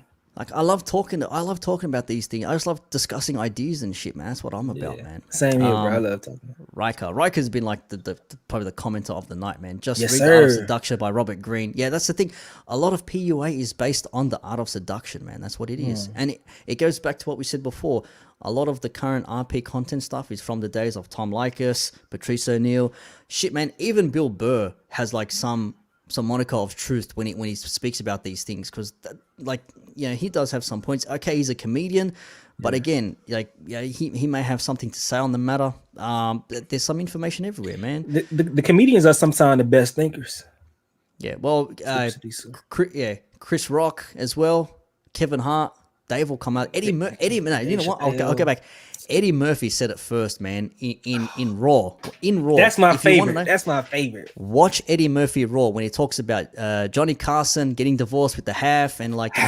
It's like, and then you wait. I don't want to go too far, but I want to go too far. I just don't think the time is right. So my dick don't get much harder than this. And it's like, I'm just not feeling it, and all this sort of thing. And it's funny. Give you some. It's the best you ever had. And then he's like, hey, I just got some regular old crackers. Like, you end up stuck there because they know how to leverage it, and that's the whole point of this. It's to teach you, don't go chase the end all be all with women. Do your thing because they will always come around. if you are the man that they should be around and want to be with, they will come to you because of who you are and what you are, man. It's not to say, like, again, I ain't no guru. Don't take my word verbatim. Don't take my word at all. I'm just giving you my experiences from what I learned, from what I perceive, because being in the entertainment industry, there are girls, good-looking girls, everywhere, and they're all competing amongst themselves for the guys, whether they want to get drinks from them, they want to hook up with them, they're looking for long-term, whatever it is. And it's so easy for someone who doesn't know this sort of stuff to be sucked into it, who will get ladies in for free, and then they disappear and they see him hooking up with like the guy who's like wearing like cargo pants or something. It's like, I've seen it before. Or the ladies that will string along with someone and then disappear, and then when they say, oh, you came with me, but I saw you hooking up with someone else, how dare you? And then they give you the sob story and they start crying, and you're like, shit, oh, what the hell have I done? I've made her cry, and all that crocodile tears and all that sort of stuff, man. Like, that's what annoys me, all that sort of crap. That you do get a lot of that, man. A lot of that happens. Royalty Blessed, they get another $5. Man, this is awesome. He goes, y'all think Freshen has game or nah? Be honest. No. I don't think he has game. I think he has friends. Like someone set up that Myron is his game. I think he has friends, and he's a wingman. I think he's like the best wingman you could possibly have. That's what I think Fresh is. I honestly think Fresh may be a good guy. I think he may be a good guy. He just has a dream, and he's trying to get there by any means. And that's what I honestly think. You know? Yeah, Fresh got no game. Myron is his game. Yes, I agree. You know what? It does pay off to be friends with high profile friends as well. It does pay off to be in that certain sphere, man. Because if you have high profile friends, you know, you hang out with them. You hang out with them for a reason, because they're gonna attract women and good stuff and all that sort of thing, man. It is what it is, bro. Let's go here. Don't forget to drop a like before going. I appreciate that, Kazushini. Thank you very much. At Stace, where can I get 100 free souls though? The strip club, the booty bar. Plenty of souls there. That's not free. That's not free. The free souls. The free souls. Man, walking down South Beach, you can see them all the time, man. That's where you can get them at. But I met her in Miami on South Beach. Royalty Blessed again, $2. Do y'all plan on having any special guest? Man, I'm buzzed to have. I'm buzzed to have Stace on the stream, to be honest with you, man. Like, I don't know about no special guest. I'm just happy to be talking with someone else. I don't know about no special guest, man. Yeah, it's cool. It's cool. This is just a real convo. Yeah, we just hanging talking, bro. What's up, man, bro? Honestly, man, I've got so many stories I can give in relation to men and women where it pertains to nightclubs and that entertainment market, because I've seen a lot of it, man. And I've seen married women and married men step out on one another because they want to get with, you know, certain people, whether it's the bartender, it's the bouncer, it's the promoter, it's the DJ's best friend who's, you know, six-pack ab and is, you know, built like a tank and all this sort of. I've seen it all, man. Like, so even photographers, even the club photographer. That's what I was in college, man. Listen. The talker. Royalty Blessed, $5 again. Oh, stop giving me money, man. I know I shouldn't be saying that, but like, I feel bad. I honestly, this is the level of dumb I am. I feel bad for people sending me super chats, even though it's up to them to do it. Like, I feel bad. That's how dumb I am about this situation. But I appreciate that, Royalty Blessed. $5. He says, "What are your thoughts on Brittany Renner and PJ Washington? Any advice for the viewers?" Ooh, that's a tough one, man. I will say this. My thoughts is PJ Washington completely folded in that situation. We got to put accountability on him, because it depends. You gotta be very, very careful with the women you deal with. He should have known better. You gotta do your research. You gotta vet the people that you deal with, especially that you have sex with raw. But you know, you have a guy that's been focusing on ball. He probably hasn't learned the right skills as far as just dealing with women. You probably are very vulnerable because you haven't developed relationship skills. So he seen a pretty girl. He probably thought he could change her. You know, sometimes women always think they can change certain girls, and you are going to be that guy. Listen, you never that guy. You'll never be that guy to change a woman if they're being true to whatever character they want to be. Believe somebody for who they are. Once they show you, they are not going to change. More than likely, when things once they finally get what they want, the true colors will show, and that's what happened in the situation. He should have known better, but it's unfortunate. She's being true to her. I I can't be mad at a woman for taking advantage of everything life gives her. I just gotta I just stay away from those type of women. I just stay far away from them. Yeah. But some people are gonna be gullible and be taken advantage of. And that's the thing as well. It wasn't new that she was, already the way she was. Like, she self-admitted it in her book. Like, I've done A all the way through to Z. Like, that guy had red flags all around him. Like, he might as well have been in communist China, I heard someone say. And it's like, dude, like, when you have that many red flags right in front of you and you can't see them, that's someone who needs this sort of community. That's someone who needs the information that's being put out there by all these guys who have gone through this already. Those are the people you really want to be like helping. Picking up women and stuff, that's all good and well. I'm not going to slate a guy for trying to get as many women as he can. But again, it comes down to a certain age bracket and then a mindset and a demographic of who you want to pick up. Like, if you want to be good at business, you will go to people who talk about business. You want to be good at, making something of yourself, like through your own hobbies or something, you do that sort of stuff. And if you want to pick up women, you go to the people who teach how to pick up women. That's how it is, man. Like, as I said, the writing was there, man, and he didn't read not one page of that book. And now he's paying for it massively, man. And people say, like, yeah, what she did was wrong, but good on her for doing it. Yeah, that's crazy. That's crazy. But that's what shows you what time we are in. The city girl lifestyle, the city girl times. These girls are looking for a come up. Don't be that come up. That's all I can say to you. As working so hard to build yourself up, the last thing you want to do is give a part of yourself up to somebody for cheap. Somebody that's not worth that. Please, please, please don't be the come up. And that brings us back to the same situation. And this was the thing that upset me the most when it comes to Fresh and Fit, that they left themselves vulnerable on the way up. On the way up, you make yourself vulnerable. It's like, dog, you gotta be you gotta take care of yourself. Protect yourself first of all. Yeah, and he put himself in a very vulnerable position, and just don't do that. 100%. Kid Big says, can you talk about the notion of that every man pays for box, which inherently means all boxes for sale? Yeah, man. I had an hour and a half conversation with Sterling Cooper. Again, he's an Australian male porn star. He was a former escort, so he knows the game inside and out. And I had an hour and a half conversation. It's in my channel. It's like the second last video or something. Check it out, man. He says it as well. Like, inherently, everyone pays for something, whether it's time, whether it's money, whether it's resources. So yeah, you are paying for something. I think what people get confused on this whole thing is because they hear pay and they think of money. That's the first thing they think of when they pay, or a transaction, money.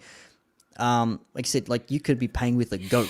You could be paying with, like, I don't know, like a bottle of Red Bull, for example. Like, I'll give you this can of Red Bull, if you give me some, good old fashioned sort of a thing, man. If that's your standard, you need to lift your standards up, man. Like, for a can of Red Bull, at least get some money out of it. Get yourself a nice fitty, maybe. But yeah, I think everyone, nothing is for free. You're paying, whether you're not paying with actual money, you're paying with something, man. Like it says, like, dating is time consuming. Trying to gain women and court women, that takes time and effort, man. And if that's what you got to do, that's what you got to do, man. It is what it is. The most expensive way to pay is through game.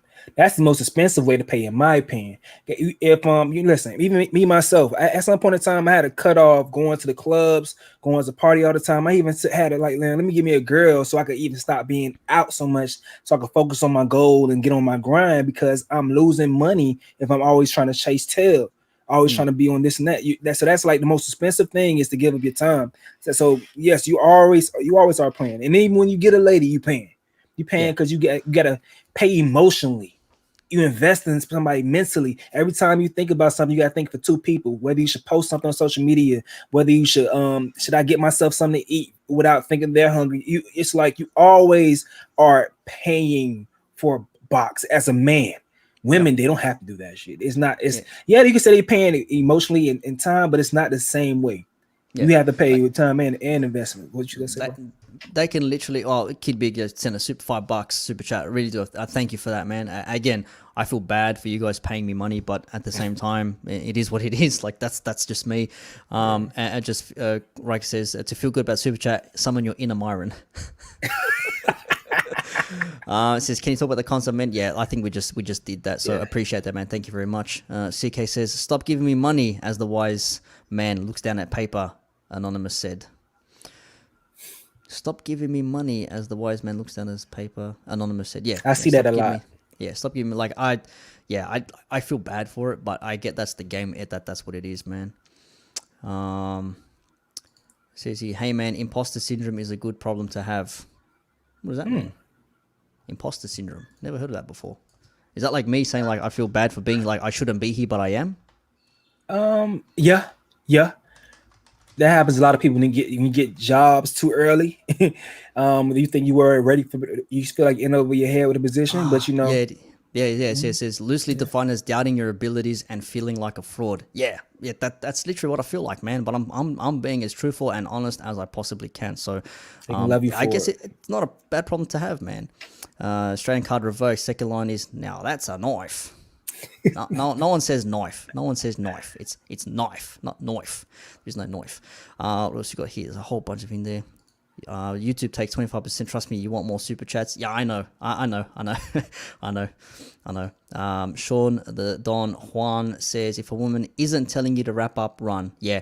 You know what? Honestly, I've had women say, just go like raw. It's okay. I'm like, no chance.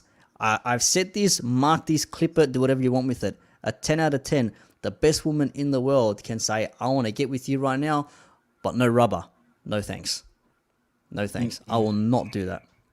I will not do that. Yeah.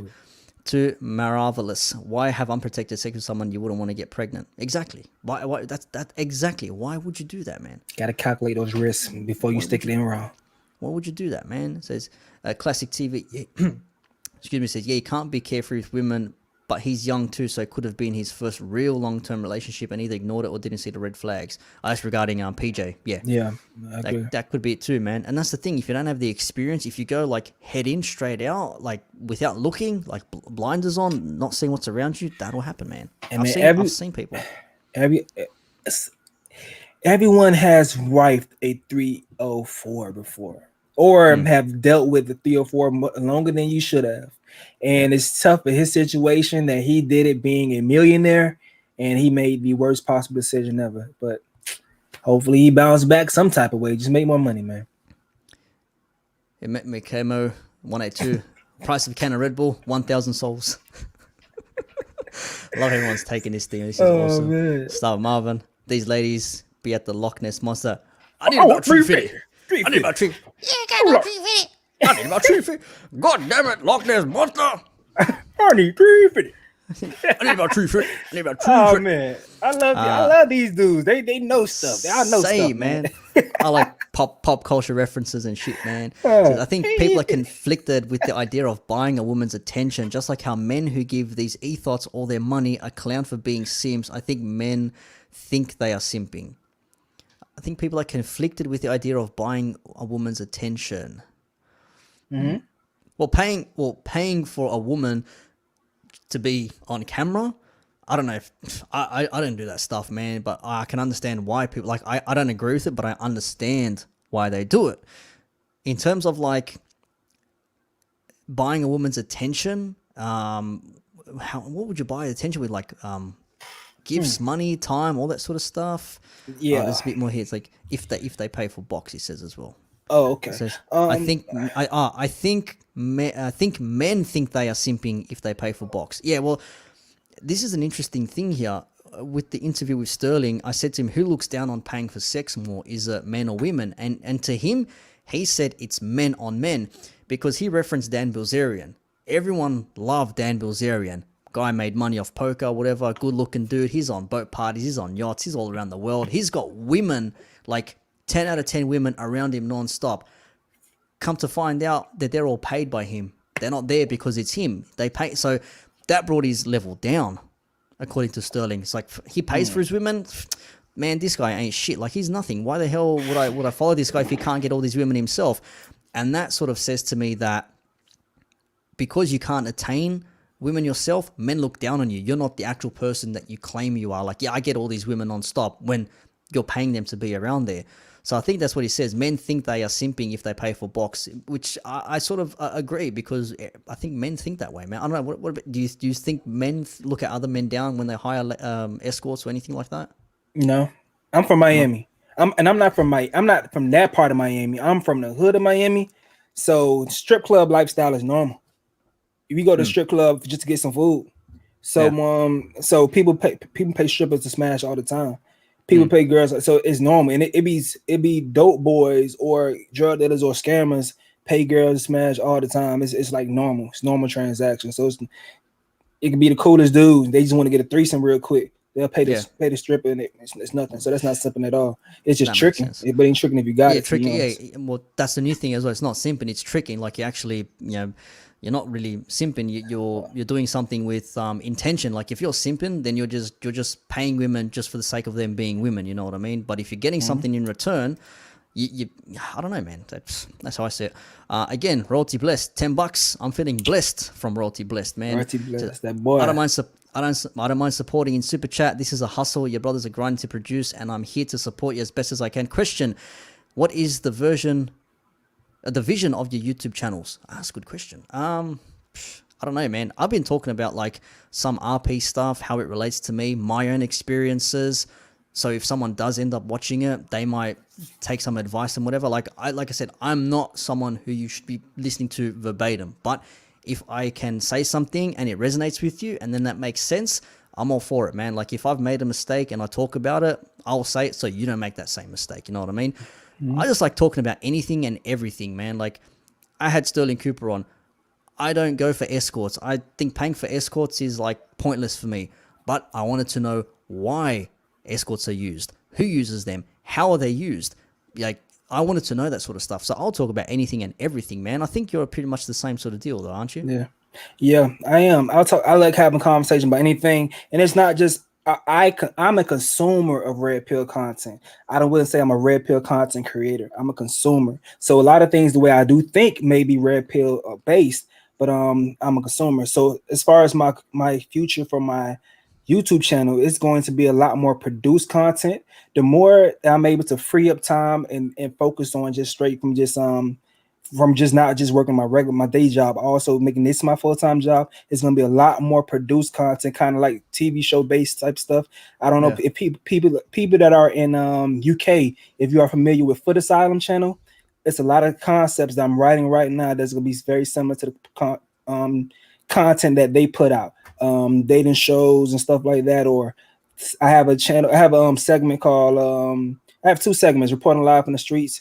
That's when I go out and talk to ladies in the streets and about different dating things and men as well. And also I have a series called Middle Ground. I'm going to do more when I speak to ladies and have middle ground conversations about whatever topics. And on that forum, like I had a conversation with a local female rapper. And basically, I had conversation with her about dating and stuff like that. So it's just conversations on different scales and different forms, and that's what I want to do more on my channel. I went to film school, so I want to make film type stuff.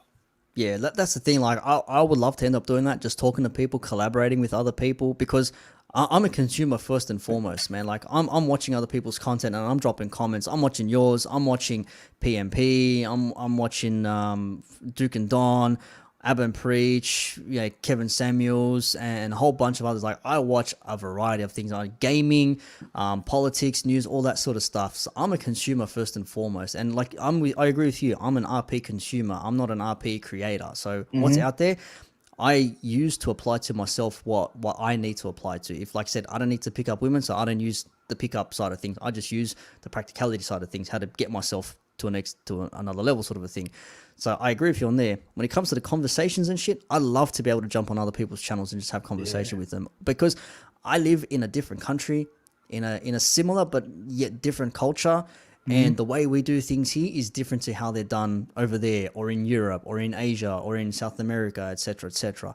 So everyone's got like their own perspective and their own sort of like information that they can give to people, that if it works for them, they can apply it. Which is why when I see things like this, when I talk about nightclubs and things like that, and I saw Sean the Don John say before, like he was a nightclub photographer, he feels attacked, but he says, he's right though, because he knows what the nightclub scene is like. If you're in the clubs, man, you know what it's like, and ladies are in there just trying to get the best deal that they can, whether it be free drinks, free entry, and that's the whole thing. Like Silver Sable, again, going back to Kevin Samuels, I don't think it's fair that men can sleep and women can. Is like fair. You're talking about fair. Like when you go to a nightclub, you get in for free. Is that fair when a guy has to pay $50 entry And he has to wait in line when a group of 3 ladies rock up and they're good looking, got their nice skirts on, they got their babies out, and everyone's just rocking. And it's like, yeah, you ladies go in for free. Is that fair? That's not fair, man. But that's what it is. We have to deal with that. That's the situation, man.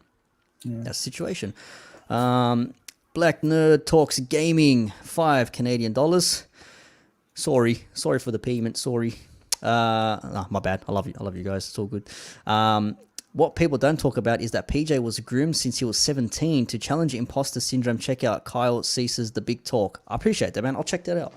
Yeah, I will check that out. Point. Thank you very much, man. I appreciate that. Yeah, I don't know. Maybe it was. There was talk of him, being a certain way, and she took advantage of that. Saw some weakness in him and just snipe it straight in there, man. Riker Wolf, $2 says men who can't pay for women are low-key jealous.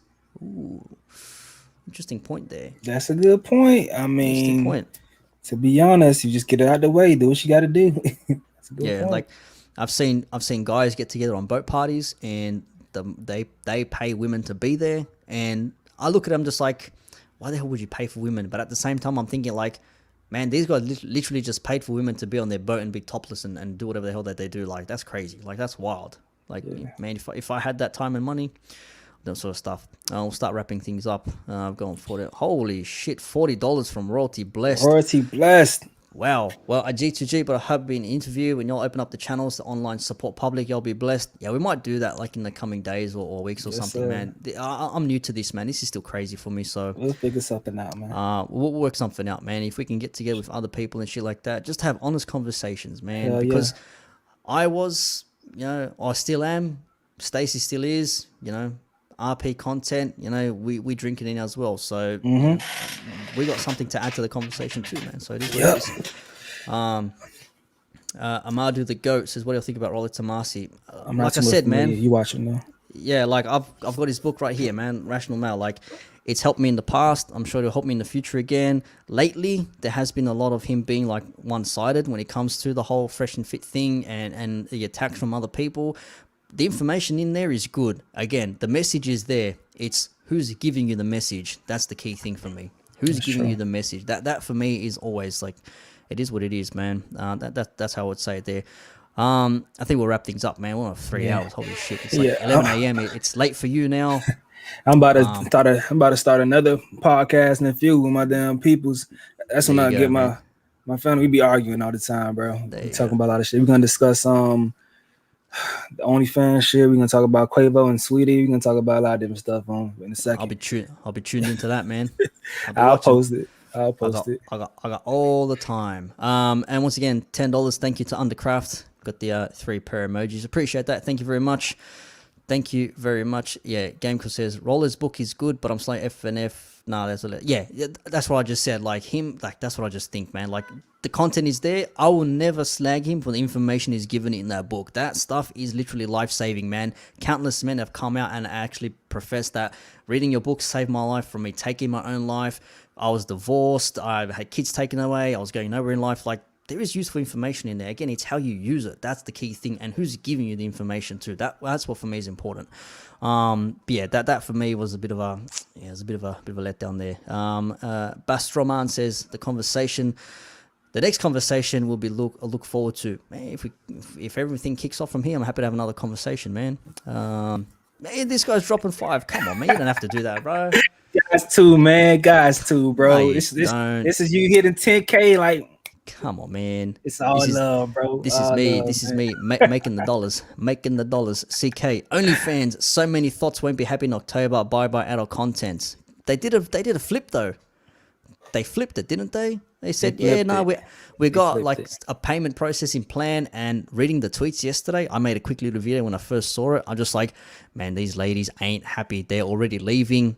I don't think it's gonna be good for I look forward to that conversation though, man. I look forward to the conversation. Once again, low-key respect, brothers. Thanks for good stream. I appreciate that. I know we deviated a lot from the initial idea, but I think that what we spoke about, I think there was a lot more to discuss when it's when we finish through, because like a lot of the stuff that we see and we look at, it's a lot of stuff that we we look at and we interpret as well, and we take that in, and it applies to us and it applies to everyone else, men and women, who look at this and try and navigate the world. So once again, I appreciate a whole lot to the super chatters out there, the fans who watched, the people who actually tuned in. Never thought I'd get this many people watching me talk about whatever. Really do appreciate that. And shout out to the whole chat stream. Appreciate it. One more, he says, take the cue from Stace. It's time to end it. Yep, 100%.